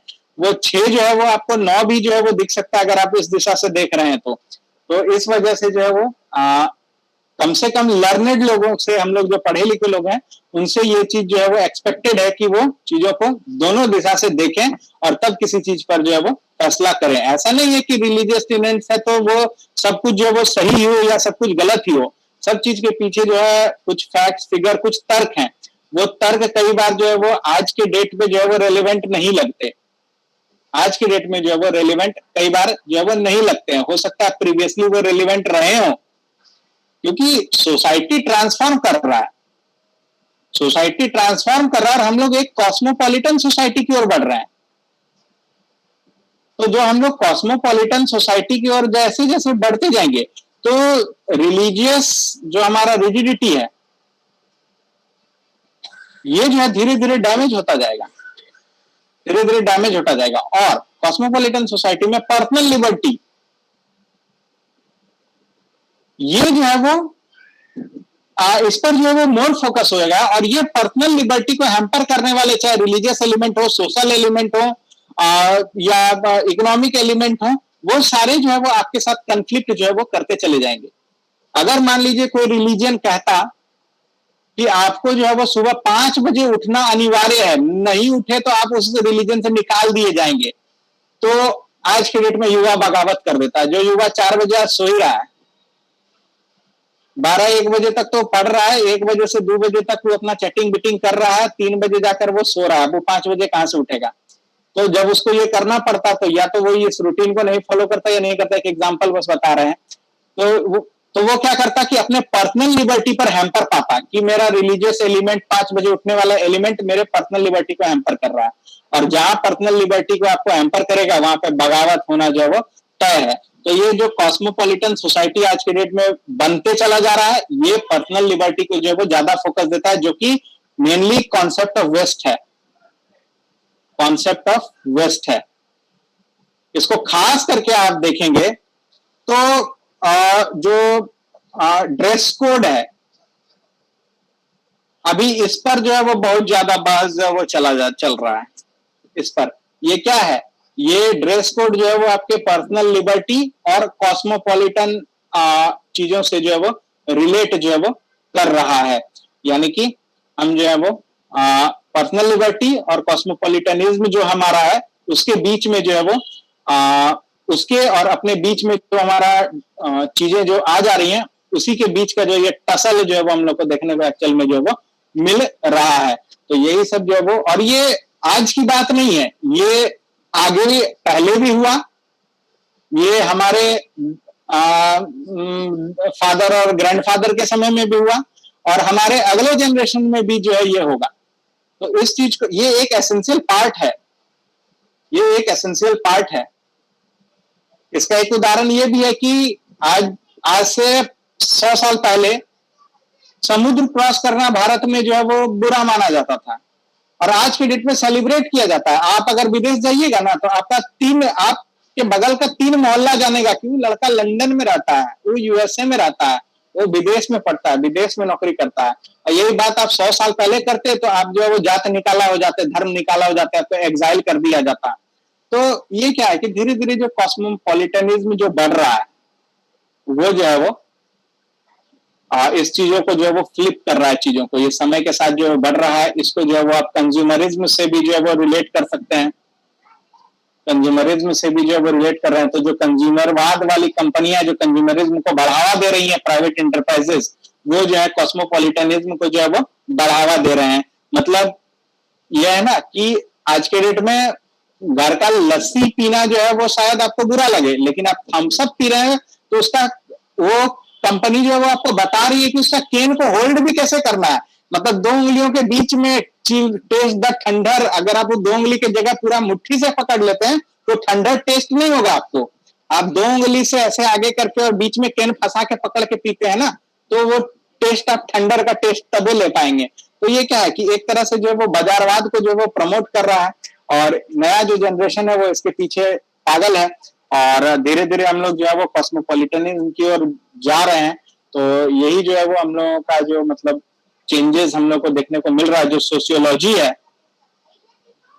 ये जो है वो इसी सब चीजों से जो है वो डिस्कस करता है, इसी सब विषयों पर जो है वो डिस्कस करता है। तो खैर, चीजों को जानने समझने के लिए बहुत चीजें हैं। हम लोग फिलहाल वापस आते हैं हम लोग अपने इस केस में, इंपॉर्टेंट केसेस में। तो हम लोगों ने अभी बच्चन सिंह केस देखा, जिसमें रेयरेस्ट ऑफ रेयर का जो है वो बात आया। फिर सायरा बानो केस देखा, जो ट्रिपल तलाक का केस था। इसको याद रखिएगा कि ये 2016 का केस था, रिसेंट ही है, और इसमें जो है वो अनकॉन्स्टिट्यूशनल जो है वो ट्रिपल तलाक को जो है वो माना गया है, और 3-2 का जजमेंट हुआ था इसमें, और बैकग्राउंड तो आप लोग जो है वो समझ ही गए। नेक्स्ट हम लोग बात करेंगे, ये भी जो है एक लैंडमार्क डिसीजन है, बहुत बड़ा डिसीजन है, और इस पे मेंस का क्वेश्चन तो मतलब मत पूछिए, हर अल्टरनेट पीसीएस जो है इसके पे जो है वो मेंस का क्वेश्चन पूछ देता है। लेकिन फिर भी इसको समझ लेते हैं हम लोग। KS Puttaswamy case, KS Puttaswamy case. तो ये जो है वर्सेस यूनियन ऑफ इंडिया। तो ये जो है केस आया था 2017 में, बहुत फेमस केस रहा केएस पुट्टास्वामी। ये भी जो है वो आर्टिकल 21 को जो है वो, उसमें जो राइट टू प्राइवेसी है, राइट टू प्राइवेसी है, ये क्या हमारा right to privacy fundamental right है कि नहीं है, क्या उसको कॉन्स्टिट्यूशन हमारे इस प्राइवेसी के राइट को प्रोटेक्ट कर रहा है कि नहीं कर रहा है, आर्टिकल 21 के अंतर्गत हमारा राइट टू प्राइवेसी आता है कि नहीं आता है। इन सब चीजों को एक्सपैंड करने के लिए, इन सब चीजों पर डिस्कस करने के लिए जो है वो हमारा केएस पुट्टास्वामी केस जो है वो हुआ था। और ये खास करके जो हमारा आधार बिल आया था, आधार एक्ट, बिल ही नहीं एक्ट बन गया था, एक्ट आया 2016 में। और इसमें हम लोग जानते हैं कि आधार कार्ड जो है वो बायोमेट्रिक सिस्टम है, बायोमेट्रिक है। यानी कि हमारे थंब का इंप्रेशन, हमारे रेटिना का इंप्रेशन, हमारा डेट ऑफ बर्थ और हमारा जो है वो बायोलॉजिकल इंफॉर्मेशन जो कि यूनिक होता है हर व्यक्ति का। जो हम लोग जानते हैं थंब है वो यूनिक है, जो रेटिना है वो यूनिक है। पूरे विश्व में किसी भी दो व्यक्ति का जो है वो सेम नहीं हो सकता। आज तक तो विश्व के इतिहास में साइंस इतना प्रगति हुआ है, लेकिन ऐसा जो है वो नहीं देखा गया। तो हमारा जो बायोलॉजिकल डाटा है, जो बायोलॉजिकल हमारा यूनिकनेस है, इस पे जो है वो क्या हमारा राइट है, और राइट है तो ये हमारा प्राइवेट राइट है। इस प्राइवेट राइट को जो है क्या ये बायोमेट्रिक सिस्टम आने के बाद, क्या ये आधार एक्ट आने के बाद छीन तो नहीं लिया गया, या रिस्क पे तो नहीं आ गया, या इसकी चोरी तो नहीं हो सकती? इन सब चीजों का जो मैटर है, यही जो है वो राइट टू प्राइवेसी या जस्टिस के.एस. पुट्टास्वामी केस के रूप में जो है वो हम लोग जानते हैं। इसमें भी सुप्रीम कोर्ट जो है वो लैंडमार्क डिसीजन दिया था, और इसमें पूछा यही गया था कि जो हमारा राइट टू प्राइवेसी है, क्या ये फंडामेंटल राइट है? तो यही जो है वो पूछा गया था। देखते हैं इसमें क्या क्या हुआ। क्या हुआ कि बैकग्राउंड को समझते हैं हम लोग। इसके बैकग्राउंड में ये समझना है कि जो आधार स्कीम आया था, एक्ट भी बना, भी हमने देखा 2016 में, जिसमें कि 12 डिजिट का एक बायोमेट्रिक है, हम लोग जानते ही हैं। 12 डिजिट का एक बायोमेट्रिक यूनिक आइडेंटिफिकेशन नंबर जो है वो यूआईडी जिसको कहते हैं, वो जो है वो दिया गया है सभी रेसिडेंट्स को, भारत के सभी रेसिडेंट्स को जो है वो दिया गया है। और इसको माना गया कि ये टेक्नोलॉजी इनेबल्ड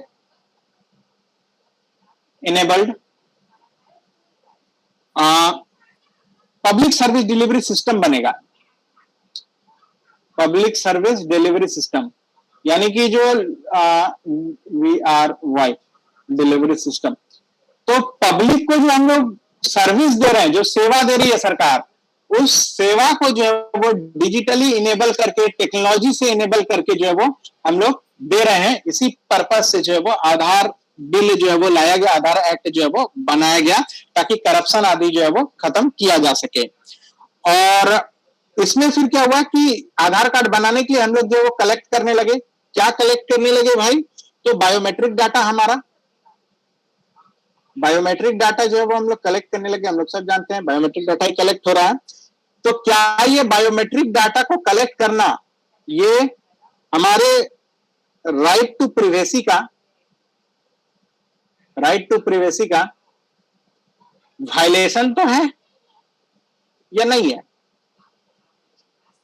हमारे राइट टू प्रिवेसी का क्या ये वायलेशन है या नहीं है? यही जो है वो इस केस का जो है वो आधार रहा, बैकग्राउंड रहा। 2012 में जस्टिस के.एस. पुट्टास्वामी जो थे वो हाईकोर्ट के जज थे, कर्नाटका हाईकोर्ट के, और वो जो है सुप्रीम कोर्ट में एक पिटीशन फाइल करते हैं कि जो आधार को इंट्रोड्यूस किया गया ये गलत है। आधार को जो इंट्रोड्यूस किया गया है गवर्नमेंट स्कीम्स में एक्सेस करने के लिए, ये गलत है। और ये जो है वो हमारा राइट टू प्राइवेसी को जो है वो, इसको जो है वो हनन कर रहा है, वायलेट कर रहा है। ये बात करके जो है वो पुट्टास्वामी जो है वो वहां पर बात को रखते हैं। इसके बाद जो है वो सुप्रीम कोर्ट के सामने जो है वो आता है चीजें, फिर इसमें तरह तरह का आर्गुमेंट वगैरह होता है। तो इसमें क्या क्या पक्ष, लीगल इश्यूज जो है वो इन्वॉल्व होता है, एक बार हम लोग जो है वो उस पर नजर भी जो है वो डालते हैं। तो सबसे पहले कि एक नंबर बात कि जो हमारा राइट टू प्राइवेसी है, ये क्या कॉन्स्टिट्यूशनली प्रोटेक्टेड है? कहीं प्रोविजन है ऐसा? क्या कोई ऐसा आर्टिकल है, कोई ऐसा जो हमारा क्या कहते हैं कॉन्स्टिट्यूशन में कोई ऐसा प्रोविजन, कोई ऐसा आर्टिकल है जो हमारे राइट टू प्राइवेसी को प्रोटेक्ट करता है? ये बात सवाल पूछा गया। दूसरा सवाल जो पूछा गया वो है कि जो कंटेंट ऑफ प्राइवेसी है, कंटेंट ऑफ प्राइवेसी ये क्या है? मैंने प्राइवेसी में हम क्या क्या मान रहे हैं? क्या बायोमेट्रिक को प्राइवेसी मान रहे हैं? क्या फिंगरप्रिंट को प्राइवेसी मान रहे हैं? रेटिना को प्राइवेसी मान रहे हैं? तो प्राइवेसी जो है हमारा, वो केवल जो है वो क्या क्या है, कंटेंट क्या क्या है प्राइवेसी का, उस बारे में भी जो है वो बताइए। और स्टेट का क्या क्या पावर है, स्टेट का पावर क्या क्या है इस चीज के लिए भाई। तो हमारे प्राइवेट इंफॉर्मेशन के लिए, इंफॉर्मेशन को कलेक्ट करने के लिए, गैदर करने के लिए स्टेट के पास क्या क्या शक्तियां हैं, ऐसी कौन सी शक्तियां हैं जो स्टेट हमारे प्राइवेट डाटा को जो है वो स्टोर कर रहा है। क्या स्टेट के पास कहीं ऐसा शक्ति है, या स्टेट अपने आप से ये शक्ति जो अपने आप को दे दिया है। तो इस तरह का 3-4 सवाल जो है वो पूछा था। ये पुट्टा स्वामी साहब जो है वो पूछते हैं। इसके अंतर्गत जो है वो बहुत तरह का तर्क दलील दिया गया। अटॉर्नी जनरल जो है वो हमारे उस समय वो भारत सरकार की तरफ से इसको डिफेंड किए कि क्या क्या जो है वो हो सकता है। इसका एक बहुत लंबा चौड़ा आर्ग्यूमेंट चला, जो कि आर्टिकल फंडामेंटल राइट से रिलेटेड जितने आर्टिकल हैं सबको जो है वहां पे क्रॉस चेक किया गया। 14, 19, 20, 21, 25, तो इस तरह के आर्टिकल्स जो है वो इन सारे आर्टिकल्स जो फंडामेंटल राइट है, इसको जो है वो इस राइट टू प्राइवेसी के कसौटी पर जो है वो रगड़ा गया। देखा गया कि क्या कहीं भी जो है वो क्या प्राइवेसी को लेकर के प्रोटेक्शन वगैरह जो है वो है कि नहीं है। तरह तरह का जो है वो इस पे बहस चला, बहुत सारे चीज जो है वो चला इसमें। लेकिन हम लोगों को वो इस बहस में जो है वो नहीं फंसना है कि क्या क्या तर्क दिए गए नहीं दिए गए। नेक्स्ट हम लोग को जानना और समझना है कि जजमेंट क्या आया, जजमेंट जो है वो क्या रहा। और ये जजमेंट जो है बहुत इंपॉर्टेंट है, समझिएगा इसमें कि सुप्रीम कोर्ट बताया, ऑनरेबल सुप्रीम कोर्ट ने बताया कि प्राइवेसी जो है वो, प्राइवेसी ऑफ इंडिविजुअल, किसी व्यक्तिगत स्वतंत्रता, जो प्राइवेसी ऑफ इंडिविजुअल है, ये एसेंशियल एस्पेक्ट है। एसेंशियल एस्पेक्ट है किस चीज का, तो हमारे डिग्निटी का, हमारे डिग्निटी का जो है वो एसेंशियल एस्पेक्ट है प्राइवेसी। तो ये बात जो है सबसे पहले सुप्रीम कोर्ट ने जो है वो बताई कि जो प्राइवेसी है, किसी व्यक्ति का जो प्राइवेसी है, वो उसकी डिग्निटी को जो है वो इफेक्ट करता है, वो उसकी डिग्निटी से जो है वो रिलेटेड है, उसकी गरिमा, उसकी मर्यादा से जो है वो रिलेटेड है। पहला बात ये बताया। इसके बाद प्राइवेसी किसी व्यक्ति के लिए क्या करता है या क्या है, तो वो एक ऑटोनॉमी है। क्या चीज का ऑटोनॉमी है भाई, ये सब सुप्रीम कोर्ट बोला है, हम नहीं, ठीक है। तो ध्यान रखिएगा, ये autonomy of body and mind है। यानी कि मेरा शरीर और मेरा जो मस्तिष्क है, उसके बीच में जो ऑटोनॉमी है, उसके लिए जो शक्तियां हैं, जो उस पर मेरा जो अधिकार है, वो जो है वो हमारा प्राइवेसी है।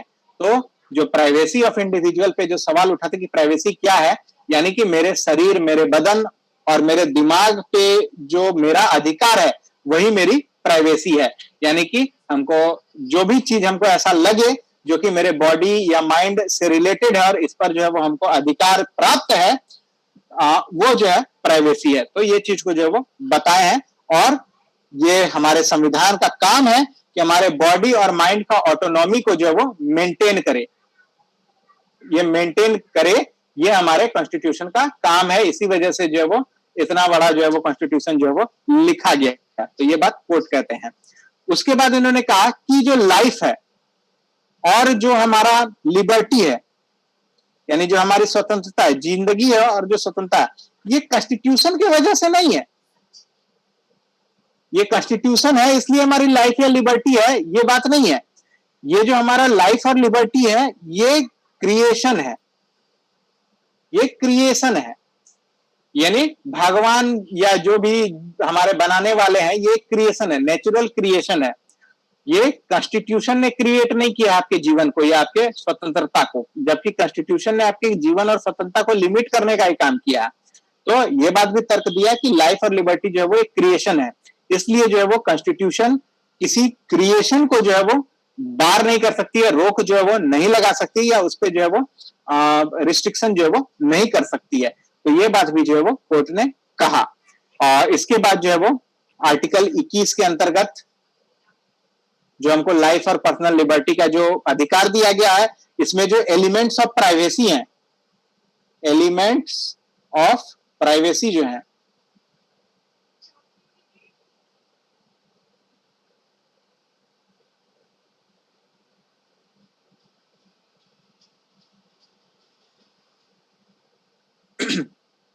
तो इसके अंदर जो एलिमेंट्स ऑफ प्राइवेसी है वो जो है वो प्रोटेक्टेड होने चाहिए, वो प्रोटेक्ट होने चाहिए। तो ये बात भी जो है वो कही कोर्ट ने। उसके बाद फिर कोर्ट एक और बात, इंपॉर्टेंट बात कहता है जो हम लोग को समझना चाहिए कि प्राइवेसी दो तरह का है। जो प्राइवेसी है ये दो तरह का है।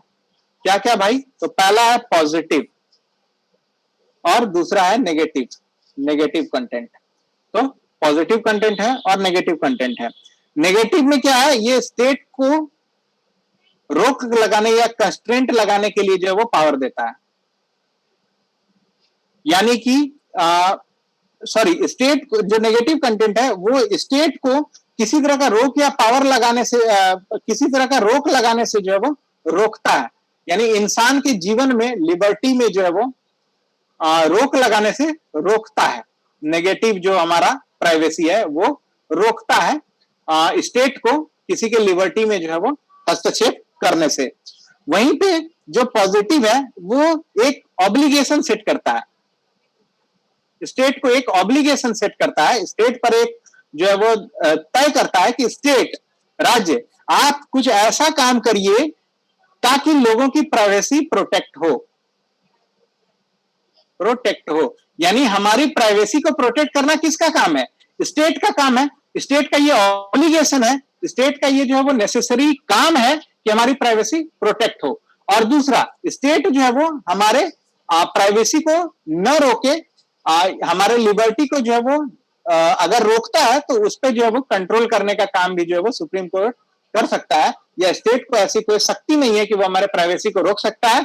वहीं पॉजिटिव में स्टेट को जो है वो वैसे सारे काम करने हैं जो हमारे प्राइवेसी को प्रोटेक्ट करेगा। तो यही पॉजिटिव कॉन्सेप्ट और नेगेटिव कॉन्सेप्ट जो है वो सुप्रीम कोर्ट में जो है वो दिया। और इसके बाद जो है वो राइट टू प्राइवेसी जो है वो फंडामेंटल राइट के रूप में जो है वो आ गया। और उसके बाद इसमें एक चीज और इंपॉर्टेंट आया कि ये तो हो गया पुट्टा स्वामी का केस, पुट्टा स्वामी साहब केस जीत गए, लेकिन जो आधार वाला मैटर था वो मैटर पे एक और बात आया। जो आधार वाला मैटर है, इसका मैटर डिस्क्लोज हुआ 2018 में समाप्त हुआ। इस 2018 में जो है वो बताया गया कि जो आधार एक्ट है और इस एक्ट को जो है वो जो है वो हमारा फंडामेंटल राइट को जो है वो हनन नहीं करता है, वायलेट जो है वो नहीं करता है, वायलेट नहीं करता है एफआर को। जो आधार एक्ट है एफआर को जो है वो वायलेट नहीं करता, ये कोर्ट ने कहा। लेकिन जो आधार का कॉन्स्टिट्यूशनल वैलिडिटी है, कॉन्स्टिट्यूशनल वैलिडिटी है, उसको जो है वो उस पर टिप्पणी किया। उस पर जो है वो बताया कि जैसे आधार को जो है वो हम लोग बैंक अकाउंट से लिंक करना, मोबाइल फोन से लिंक करना, स्कूल एडमिशन से लिंक करना, हॉस्पिटल से लिंक करना, ये जो है ये सब प्रोविजन जो आधार एक्ट में है ये प्रोविजन गलत है, ये नेसेसरी नहीं है। अगर इन प्रोविजंस को हम लोग हटा दें तो आधार जो है वो हमारा किसी भी राइट का हनन नहीं करता है। तो यही बात जो है वो सुप्रीम कोर्ट ने कहा। और इसके बाद आधार जो मैंडेटरी कर दिया गया था हर जगह, वो मैंडेटरी को जो है वो हटा लिया गया है। हालांकि इस पर बहुत तरह का बहस अभी भी जारी है, क्योंकि आधार से जो है वो हमारा अभी जो वोटर कार्ड है उसको लिंक करने की बात की जा रही है। आधार से जो है वो हमारा और भी फाइनेंशियल एड्स जो है वो उसको लिंक करने की बात की जा रही है। खास करके आफ्टर डेथ इंश्योरेंस वगैरह जो होता है, तो उन सब चीजों को जो है वो रिलेट करने की बात जो है की जा रही है। इस पर बहुत तरह का केसेस जो है वो अभी भी पेंडिंग है। लेकिन वर्तमान में आधार एक्ट को जो है वो बोला गया कि वो फंडामेंटल राइट को वायलेट नहीं करता है। तब नहीं करता है जब उसको जो है वो बैंक अकाउंट से लिंक करना, मोबाइल फोन से लिंक करना, स्कूल एडमिशन, ईटीसी जितना तरह का चीजें जहां जहां आधार मैंडेटरी है, वो जो है अगर ऐसा मैंडेटरी किया और आधार के वजह से आपको वो चीज से रोक दिया गया तो वो जो है गलत है, तब आपके फंडामेंटल राइट का जो है वो हनन कर रहा है। तो यही जो है वो हमारा जस्टिस के एस पुट्टा स्वामी केस और आधार रिलेटेड जो वर्डिक्ट आया है वो रहा, जो पुट्टा स्वामी केस 2017 में आया और आधार रिलेटेड बातें जो है वो 2018 में जो है वो की गई हैं।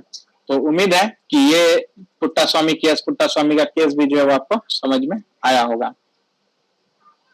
यहाँ पर किसी तरह का सवाल है?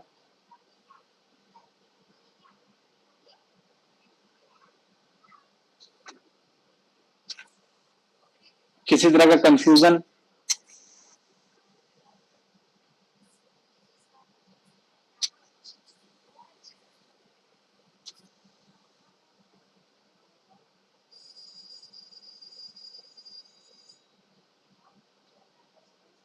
सो गए क्या? इतना बोरियत लग रहा है?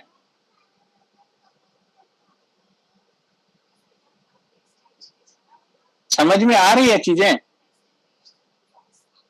बहुत कॉम्प्लिकेटेड चीजें नहीं है, बहुत इंटरेस्टिंग चीजें हैं।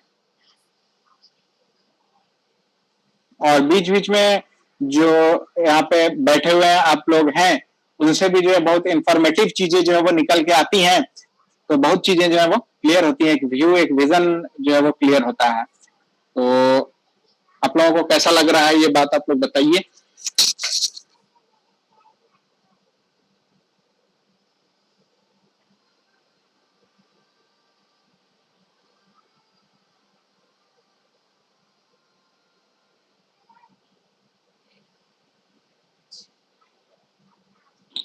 हेलो सर, हाँ, ये वोडाफोन केस से पहले दो केसेस और हुए थे, जिसमें एक एमपी शर्मा एमपी केस और शर्मा और एक खड़क है सिंह केस। हाँ बिल्कुल हाँ बिल्कुल। Correction case.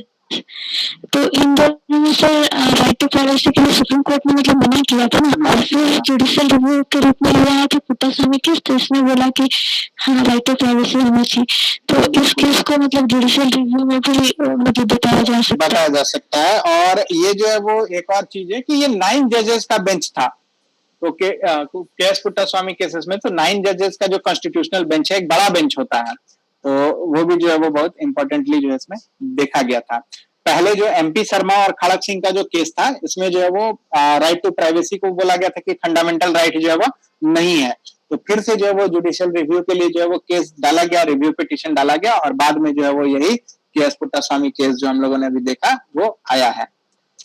तो क्योंकि वो दोनों केस स्ट्राइक डाउन हो गया, तो हमारे टॉपिक के अंतर्गत वो कवर नहीं होता है। जब हम लोग जुडिशियल रिव्यू टॉपिक देखेंगे तब वहां पे ये बहुत इंपॉर्टेंट एग्जांपल जो है वो आता है कि ये केस भी जो है वो एमपी शर्मा और खड़क सिंह का केस जो है वो आया था।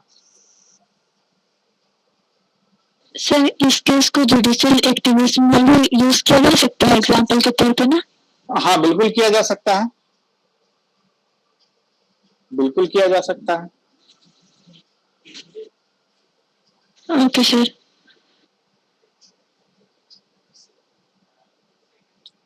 आगे बढ़ा जाए, एक एक और देख लेते हैं हम लोग।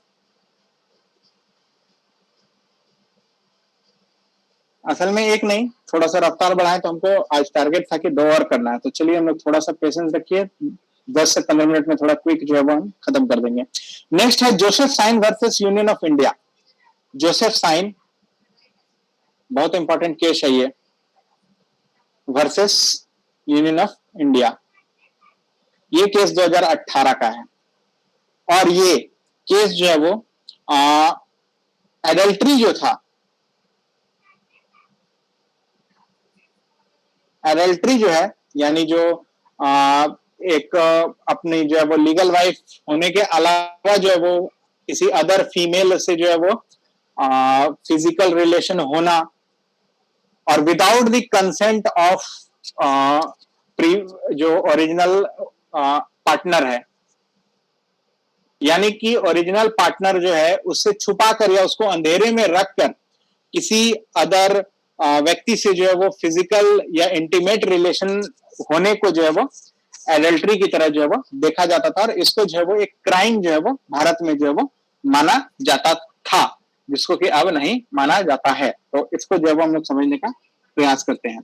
तो आईपीसी जो है वो इंडियन पिनल कोड, इसके एक धारा थी सेक्शन 497, 497। तो ये सेक्शन 497 जो है वो ये कहता था कि एडल्ट्री जो है वो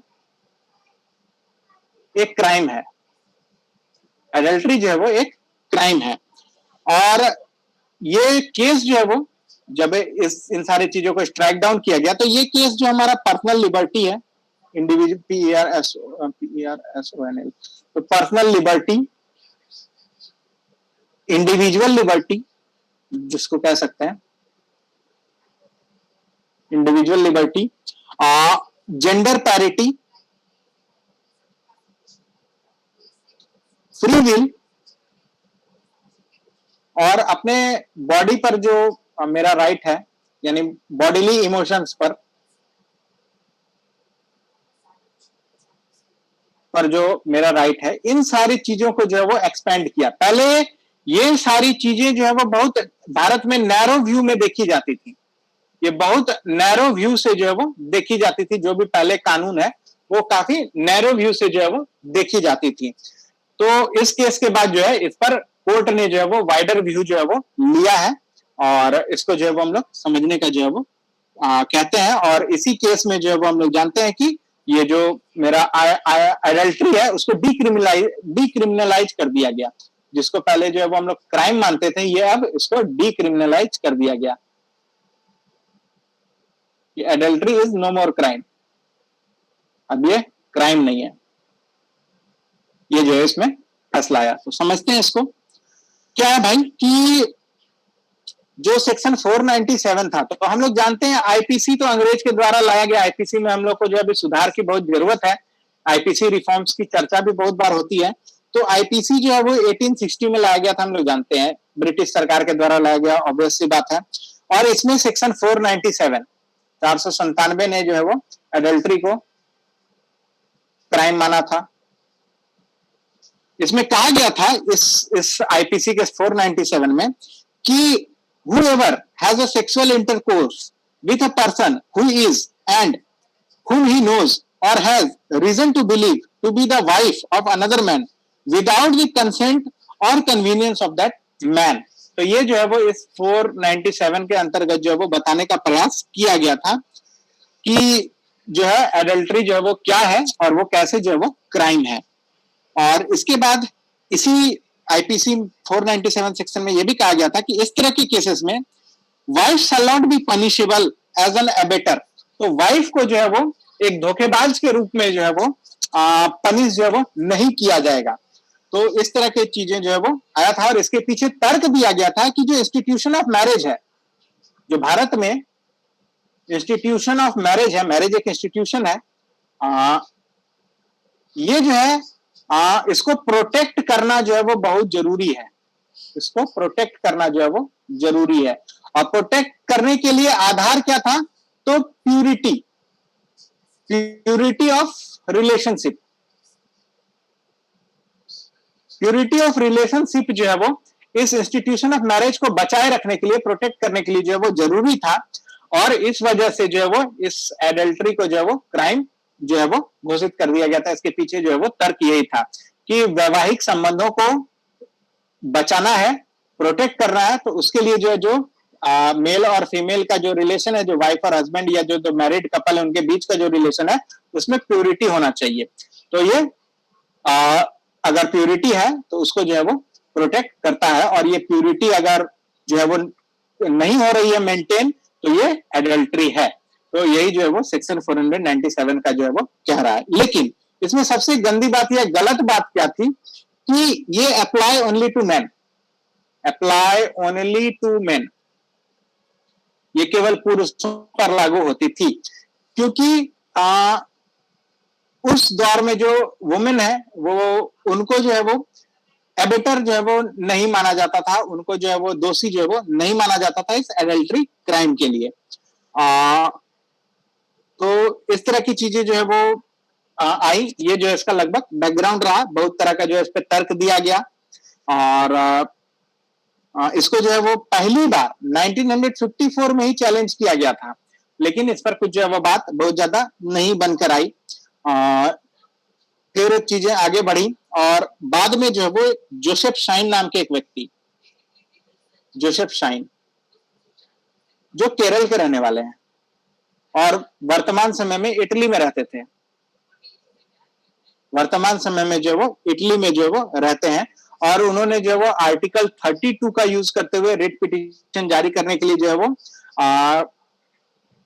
सेक्शन जो 497 है उसको चैलेंज कर दिया।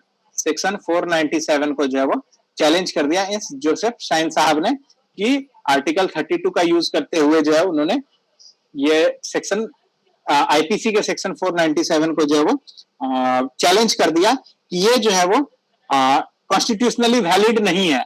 संविधान में जो चीजें लिखी गई हैं उस हिसाब से ये आर्टिकल सेक्शन 497 जो है वो वैलिड चीज नहीं है। तो यही जो है वो यहाँ पर आया और उसके बाद जो है वो बहस हुई, बहुत तरह का आर्गुमेंट जो है वो दिया गया, जो कि हम लोग जो है उस पर बहुत ज्यादा नहीं देखेंगे कि क्या क्या है। अब इसमें इंपॉर्टेंट जो हमारा आता है आर्गुमेंट के अलावा जो आता है कि सुप्रीम कोर्ट ने क्या ऑब्जर्व किया। तो सेक्शन 497 जो वुमेन को एग्जम्प्ट करता था एडल्ट्री से,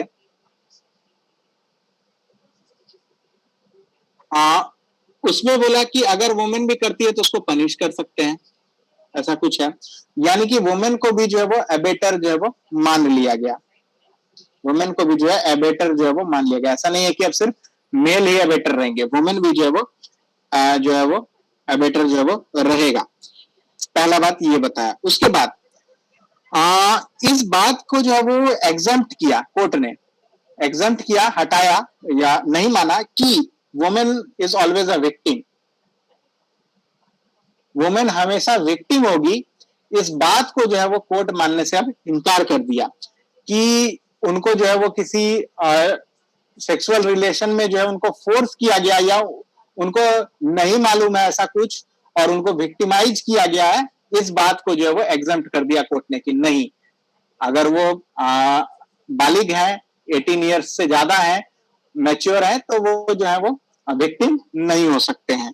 तो ये जो है वो आ गई और उनको जो है वो सेड्यूस करके, उनको जो है वो मोहित करके, सम्मोहित करके जो है वो किसी इंटरकोर्स में जो है वो इन्वॉल्व जो है वो जो है वो ऐसा पर्सन जो उसके हस्बैंड नहीं है उसमें जो है वो ये मतलब नहीं किया जा सकता है।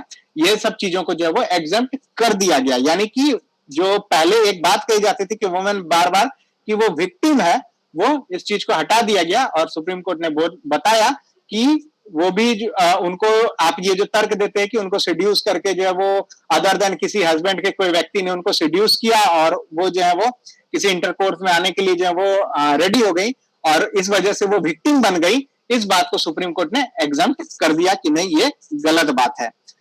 और उसके बाद जो है वो सुप्रीम कोर्ट बताया कि जो पैटर्नल माइंडसेट है, यानी जो मेल डोमिनेंट माइंडसेट है, और ये जो है वो हमारे फंडामेंटल राइट को प्रोटेक्ट करने से नहीं रोक सकता है, प्रोटेक्ट करने से जो है वो नहीं रोक सकता है। और इसके बाद जो है कोर्ट ये ऑब्जर्व किया कि सेक्शन जो 497 है वो कि जो प्रिजर्वेशन ऑफ एक्सक्लूसिविटी बोला जाता है, प्रिजर्वेशन ऑफ एक्सक्लूसिविटी, देखिए इन सब का सबसे बड़ा दिक्कत क्या है कि कोर्ट के जो मैटर्स हैं ये पूरे के पूरे मैटर्स जो है वो इंग्लिश में ही होते हैं, इन टर्म्स को जो वो इंग्लिश में ही डिफाइन करती है कोर्ट, तो इसलिए इनका जो है वो हिंदी टर्म जो है वो खोजना या समझना जो है वो बहुत डिफिकल्ट हो जाता है, कई बार जो उसका मीनिंग भी जो है वो बदल जाता है।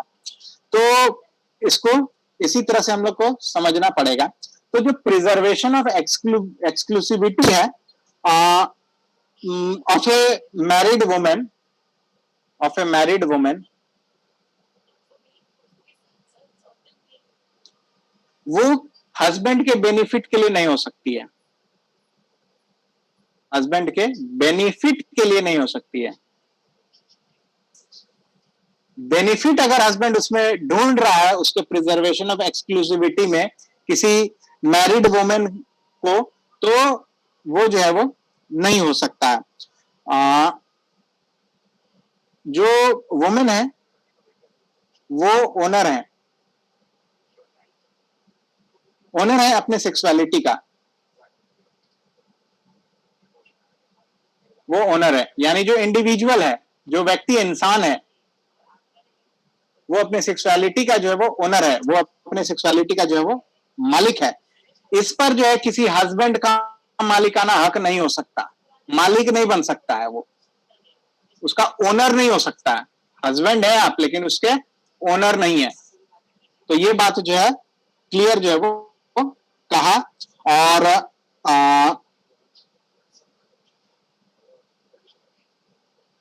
सेक्शन 497 को अनकॉन्स्टिट्यूशनल कर दिया, ये गलत है।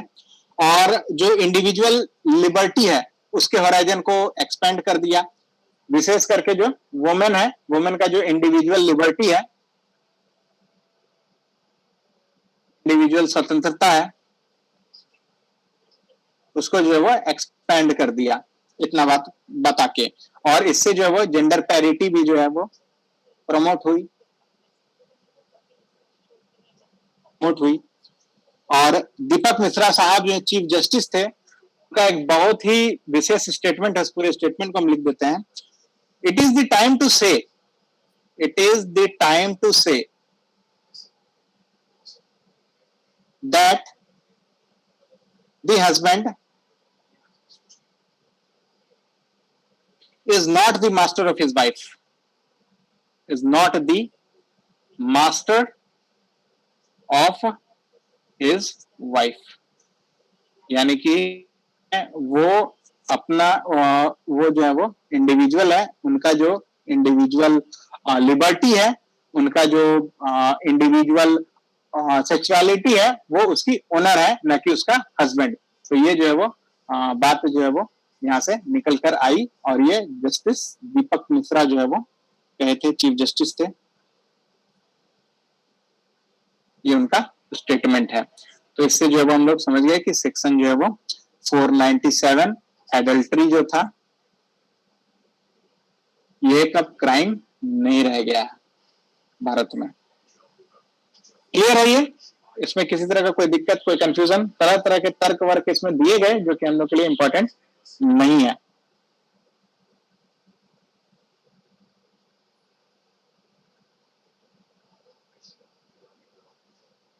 इसमें किन्हीं को कोई दिक्कत है, कोई तरह का सवाल है?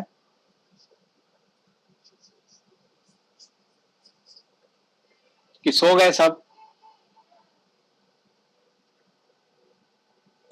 नहीं, ये क्लियर है यहाँ तक।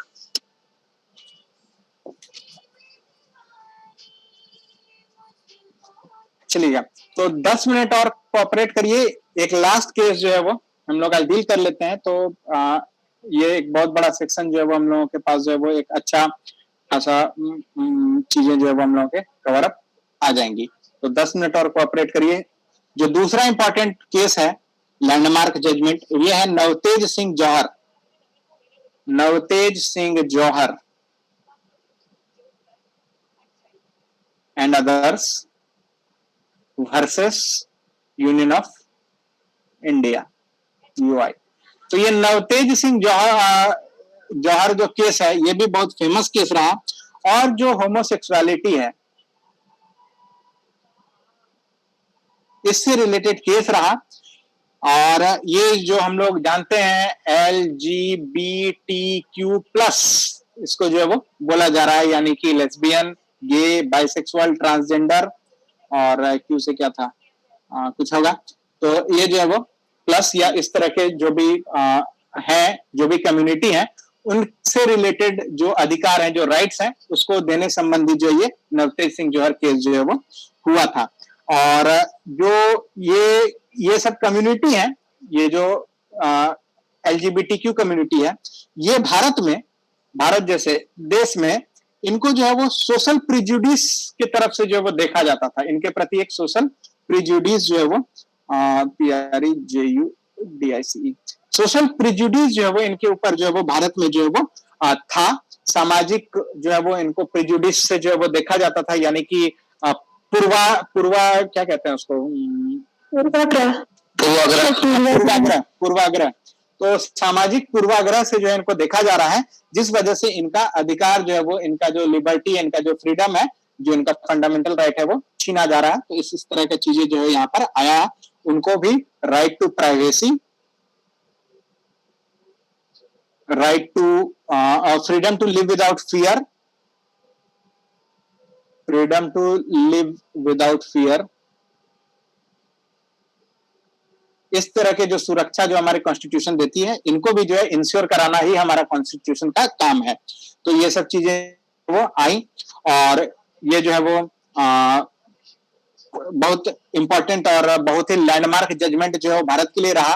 और जो है वो इस पे जो है वो हम लोग और देखते हैं क्या क्या है भाई। तो इसमें जो है वो जो फिर आईपीसी है, आईपीसी जो है वो इसका एक सेक्शन 377 है, 377 है नहीं था।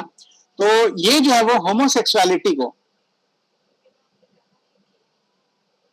इसको जो है वो क्रिमिनलाइज करता था।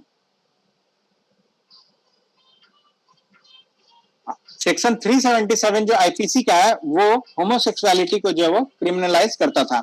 जैसे कि सेक्शन अभी हमने देखा 497 जो है वो एडल्ट्री को क्रिमिनलाइज करता था, उसी तरह 377 जो वो एडल्ट्री को जो है वो क्रिमिनलाइज जो है वो करता था। और ये भी जो है वो 1861 में इसको इंट्रोड्यूस किया गया था, इस वाले आर्टिकल को, ब्रिटिश के समय में ही। और इसमें जो है वो एक टर्म आया था अननेचुरल ऑफेंस, अननेचुरल ऑफेंस। तो जो भी ये एलजीबीटीक्यू के जो ऑफेंसेस थे उसको जो है वो अननेचुरल मानता था, अननेचुरल जो है वो मानता था। इसी अननेचुरल और अननेचुरल, नेचुरल वर्सेस अननेचुरल जो एक्ट है, जो फिजिकल एक्ट है, इंटरकोर्स जो एक्ट है, उसी के बीच का ये जो है समझ लीजिए कि मैटर है।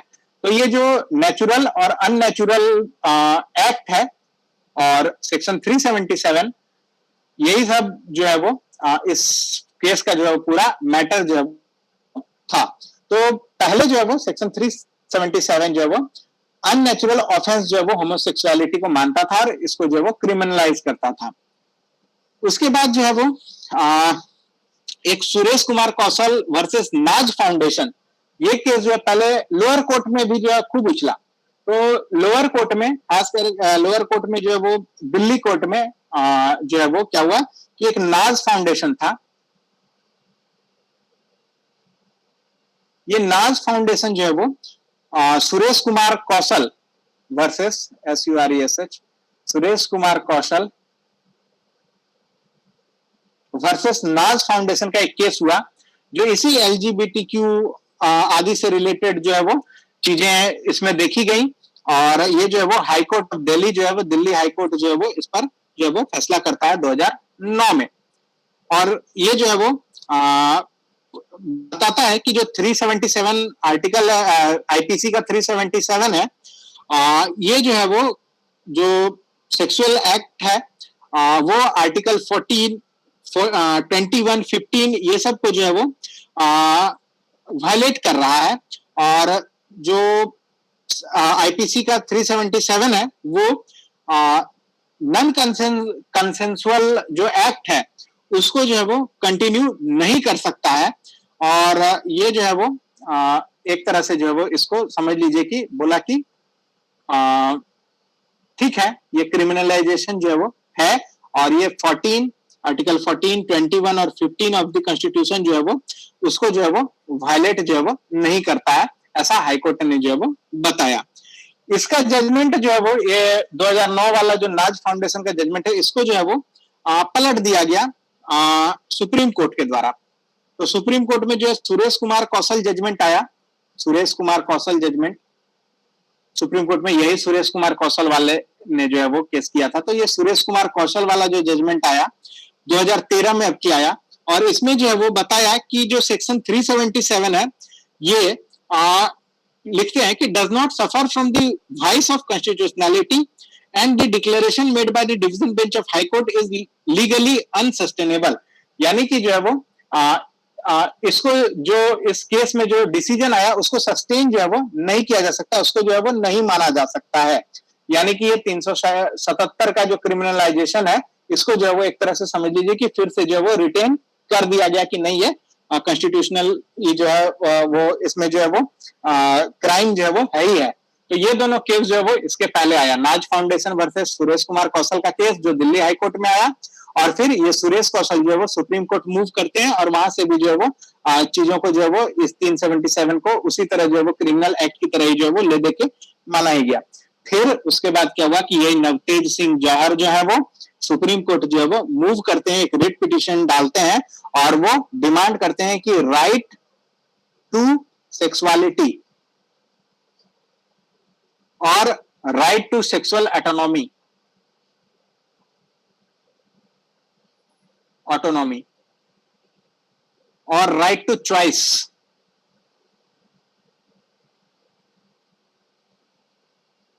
ऑफ ए सेक्सुअल पार्टनर,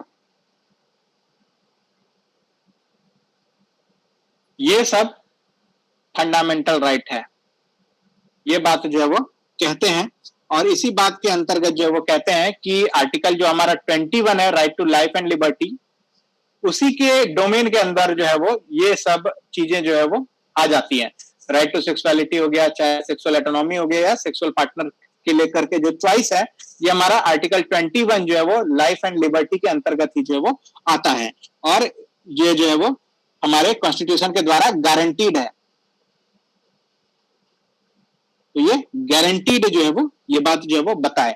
उसके बाद 3 जज का एक लार्जर बेंच बना, 3 जज के बेंच में ये गया, वहां से फैसला नहीं आ पाया, फिर एक लार्जर बेंच बना, तरह तरह के जो है वो आर्गुमेंट आदि जो है वो दिए गए, बहुत लंबा डिसीजन जो है इस पे चला, और उसके बाद जो है वो क्या रिजल्टेंट आया जो हमारे लिए इंपॉर्टेंट है, उसको जानना जरूरी है। तो सुप्रीम कोर्ट जो है वो ऑब्जर्व किया कि हमारा जो कॉन्स्टिट्यूशन है वो क्या है, एक लिविंग और ऑर्गेनिक डॉक्यूमेंट है। लिविंग एंड ऑर्गेनिक बहुत बड़ा टर्म कह दिया। ये टर्म को आप जो है वो कई जगह पे यूज कर सकते हैं कि हमारा कॉन्स्टिट्यूशन एक लिविंग जिंदा सबूत है और एक ऑर्गेनिक सबूत है, यानी कि इसमें तरह तरह की चीजें जो है समय समय पर इन्वॉल्व जो है वो होती रहती हैं। इसके साथ साथ इसमें बताया कि ये कैपेबल ऑफ एक्सपेंशन है, कैपेबल ऑफ एक्सपेंशन, हमारा कॉन्स्टिट्यूशन को लेकर बात किया ये सब कोर्ट ने, ये कैपेबल ऑफ एक्सपेंशन है। एक्सपेंशन कैसा होगा, तो टू दी चेंजिंग नीड्स, बदलते हुए जरूरतों, नीड्स एंड डिमांड्स, और जो डिमांड्स हैं उसके हिसाब से जो वो एक्सपैंड करने के लिए कैपेबल है हमारा कॉन्स्टिट्यूशन। और रोल ऑफ कोर्ट क्या है, कोर्ट के जो रोल है, उसमें जो कोर्ट का रोल है वो ये है कि राइट्स को आप मोर इंपॉर्टेंस कैसे दें, इस बात को इंश्योर कराना। राइट्स को जो है ज्यादा इंपॉर्टेंस कैसे कैसे दिया जा सकता है, इन चीज को जो है वो इंश्योर करना, ये जो है वो कोर्ट का रोल है। तो इसमें जो है वो बहुत इंपॉर्टेंट बात जो है वो किए। अब वो कहे कि जो क्लास ऑफ पर्सन्स हैं, ग्रुप है, वो जो है अगर किसी भी तरह से उनका बेसिक राइट को जो है वो हनन किया जा रहा है, तो हमारा कॉन्स्टिट्यूशन जो है वो अपने चीजों को एक्सपैंड करे, उनके नीड्स को भी जो है वो केटर करे, उनके डिमांड्स को भी जो है वो फुलफिल करे, और उनके राइट्स को जो है वो इंपॉर्टेंस दिया जाए, ताकि जो है वो फ्री और एक डिग्निटी पूर्ण लाइफ जो है वो जी सकें। और इसके लिए हम लोगों को जो है अपने कॉन्स्टिट्यूशन में एक्सपेंशन करना है, और अगर कॉन्स्टिट्यूशन एक्सपैंड होता है तो वो एक लिविंग डॉक्यूमेंट है और ऑर्गेनिक डॉक्यूमेंट है। तो ये बात पहले वो अपना कहानी में जो है वो सुना दिए सुप्रीम कोर्ट के जज साहब। उसके बाद सीधे सीधे अब वो आए पॉइंट्स पे आए, क्या क्या है भाई, कि जो सेक्सुअल ओरिएंटेशन है, जो सेक्सुअल ओरिएंटेशन है ये क्या है, पहले इस चीज को डिफाइन किए कि ये एक फेनोमेना है जो कि नेचुरल है और इनहेरेंट है। एक नेचुरल फिनोमिना है और इनहेरेंट फिनोमिना है, और ये जो है किसी इंडिविजुअल में, देखिएगा बहुत सुंदर जो है वो लाइन लिखी है सुप्रीम कोर्ट ने, बहुत सुंदर तरीके से डिफाइन किया है। किसी इंडिविजुअल में जो है ये न्यूरोलॉजिकल और बायोलॉजिकल फैक्टर्स देखिएगा टर्म्स कितना शानदार यूज किया है कि सेक्सुअल ओरिएंटेशन जो है वो एक फेनोमिनन है जो नेचुरल है और इनहेरेंट भी है, यानी किसी इंसान में जो वो नेचुरली है और उसके अंदर में भी जो है वो है। और उसका कारण क्या है, वो क्यों है, तो वो एक न्यूरोलॉजिकल और बायोलॉजिकल फैक्टर के वजह से जो है वो है। और किसी व्यक्ति के साथ किसी तरह का discrimination on the basis of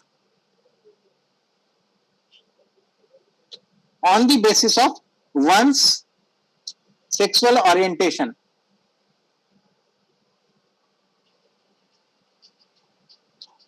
is violation of his rights of fundamental right।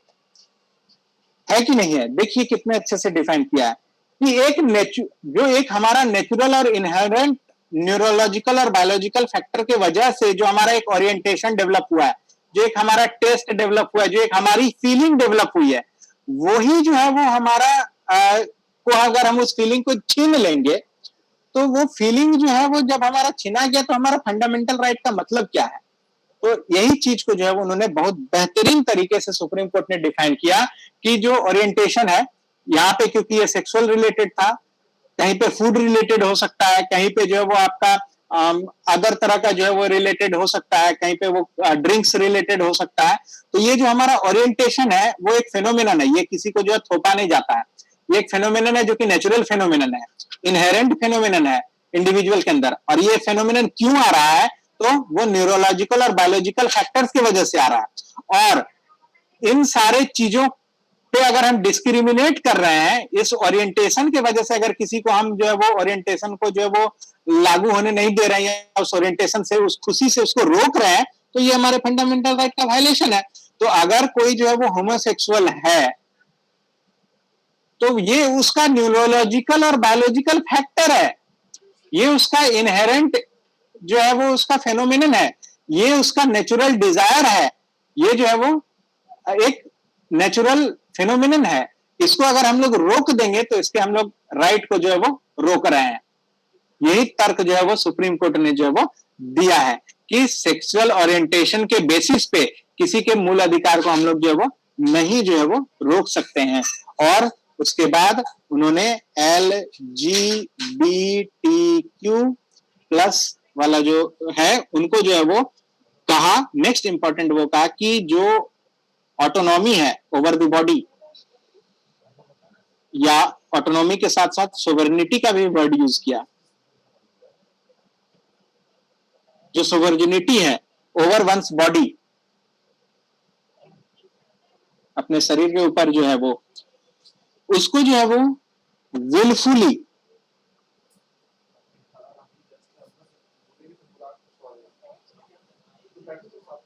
Intimacy दिया जा सकता है, गिवन किया जा सकता है। यही बात जो है उन्होंने किया कि हमारे शरीर के ऊपर जो हमारा ऑटोनॉमी है, जो हमारा अधिकार है, जो उसकी स्वतंत्रता है, सोवरेनिटी है, वो विलफुल अगर है तो उसको जो है वो हम लोग नहीं रोक सकते हैं। वो अपनी इच्छा से अगर ऐसा करना चाहते हैं तो हम लोग उसको जो है वो नहीं रोक सकते हैं। और इसके बीच में ये जो है वो मैटर ऑफ देयर चॉइस है, मैटर ऑफ देयर चॉइस है। और ये चॉइस क्यों इमर्ज कर रहा है? तो एक नेचुरल फिनोमिनन की वजह से इमर्ज कर रहा है, एक इनहेरेंट फिनोमिनन की वजह से जो है वो इमर्ज कर रहा है, एक न्यूरोलॉजिकल फिनोमिनन की वजह से वो इमर्ज कर रहा है, एक बायोलॉजिकल फैक्टर की वजह से जो है वो इमर्ज कर रहा है। तो ये जो उनका चॉइस है इसको हम लोग जो है वो नहीं रोक सकते हैं। तो इस तरह से जो है वो चीजों को जो है दो इंपॉर्टेंट पॉइंट में जो है वो सुप्रीम कोर्ट ने इसको बताया, और भी पॉइंट बताया, लेकिन हमारे लिए ये 2 पॉइंट समझना जो है वो जरूरी है।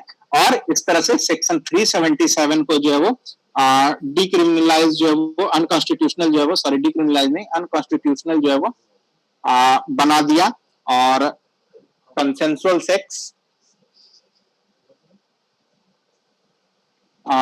Conduct between adults of same sex या same gender,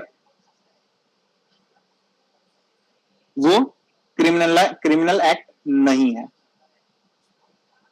is not a criminal act. यही बात जो है वो सुप्रीम कोर्ट ने कही कि आर्टिकल सेक्शन 377 के अंतर्गत कोई ऐसा कंसेंसुअल जो एक्ट है वो अनकॉन्स्टिट्यूशनल जो है वो है, मतलब सेक्शन 377 जो वो अनकॉन्स्टिट्यूशनल है और ये जो है वो क्रिमिनल एक्ट जो है वो नहीं है। तो यही जो है वो यहाँ पर आया, और ये जो है एक लैंडमार्क जजमेंट जो है वो हमारे यहाँ देखने को मिला। और उनको जो है वो right to privacy, right to dignity, right to live with people of their choice, freedom to live without fear, ये सब चीजें जो है वो यहाँ पर दिया गया। और इसमें जो है वो जस्टिस चंद्रचूड़ जो है वो बहुत अहम भूमिका जो है वो निभाते हैं, justice Chandrachud.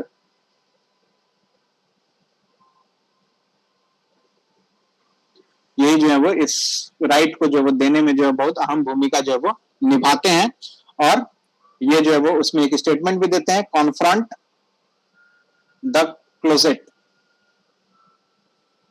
Confront the closet, ये जो है वो स्टेटमेंट देते हैं और रियलाइज करते हैं उनके राइट्स को। तो यही जो है वो हमारा नवतेज सिंह जौहर का जो केस है वो रहा। और आज जो है वो हम लोग इतनी चीजों को ही देखते हैं, थोड़ा लंबा क्लास ही रहा लेकिन बहुत इंटरेस्टिंग क्लास है, बहुत डीप चीजें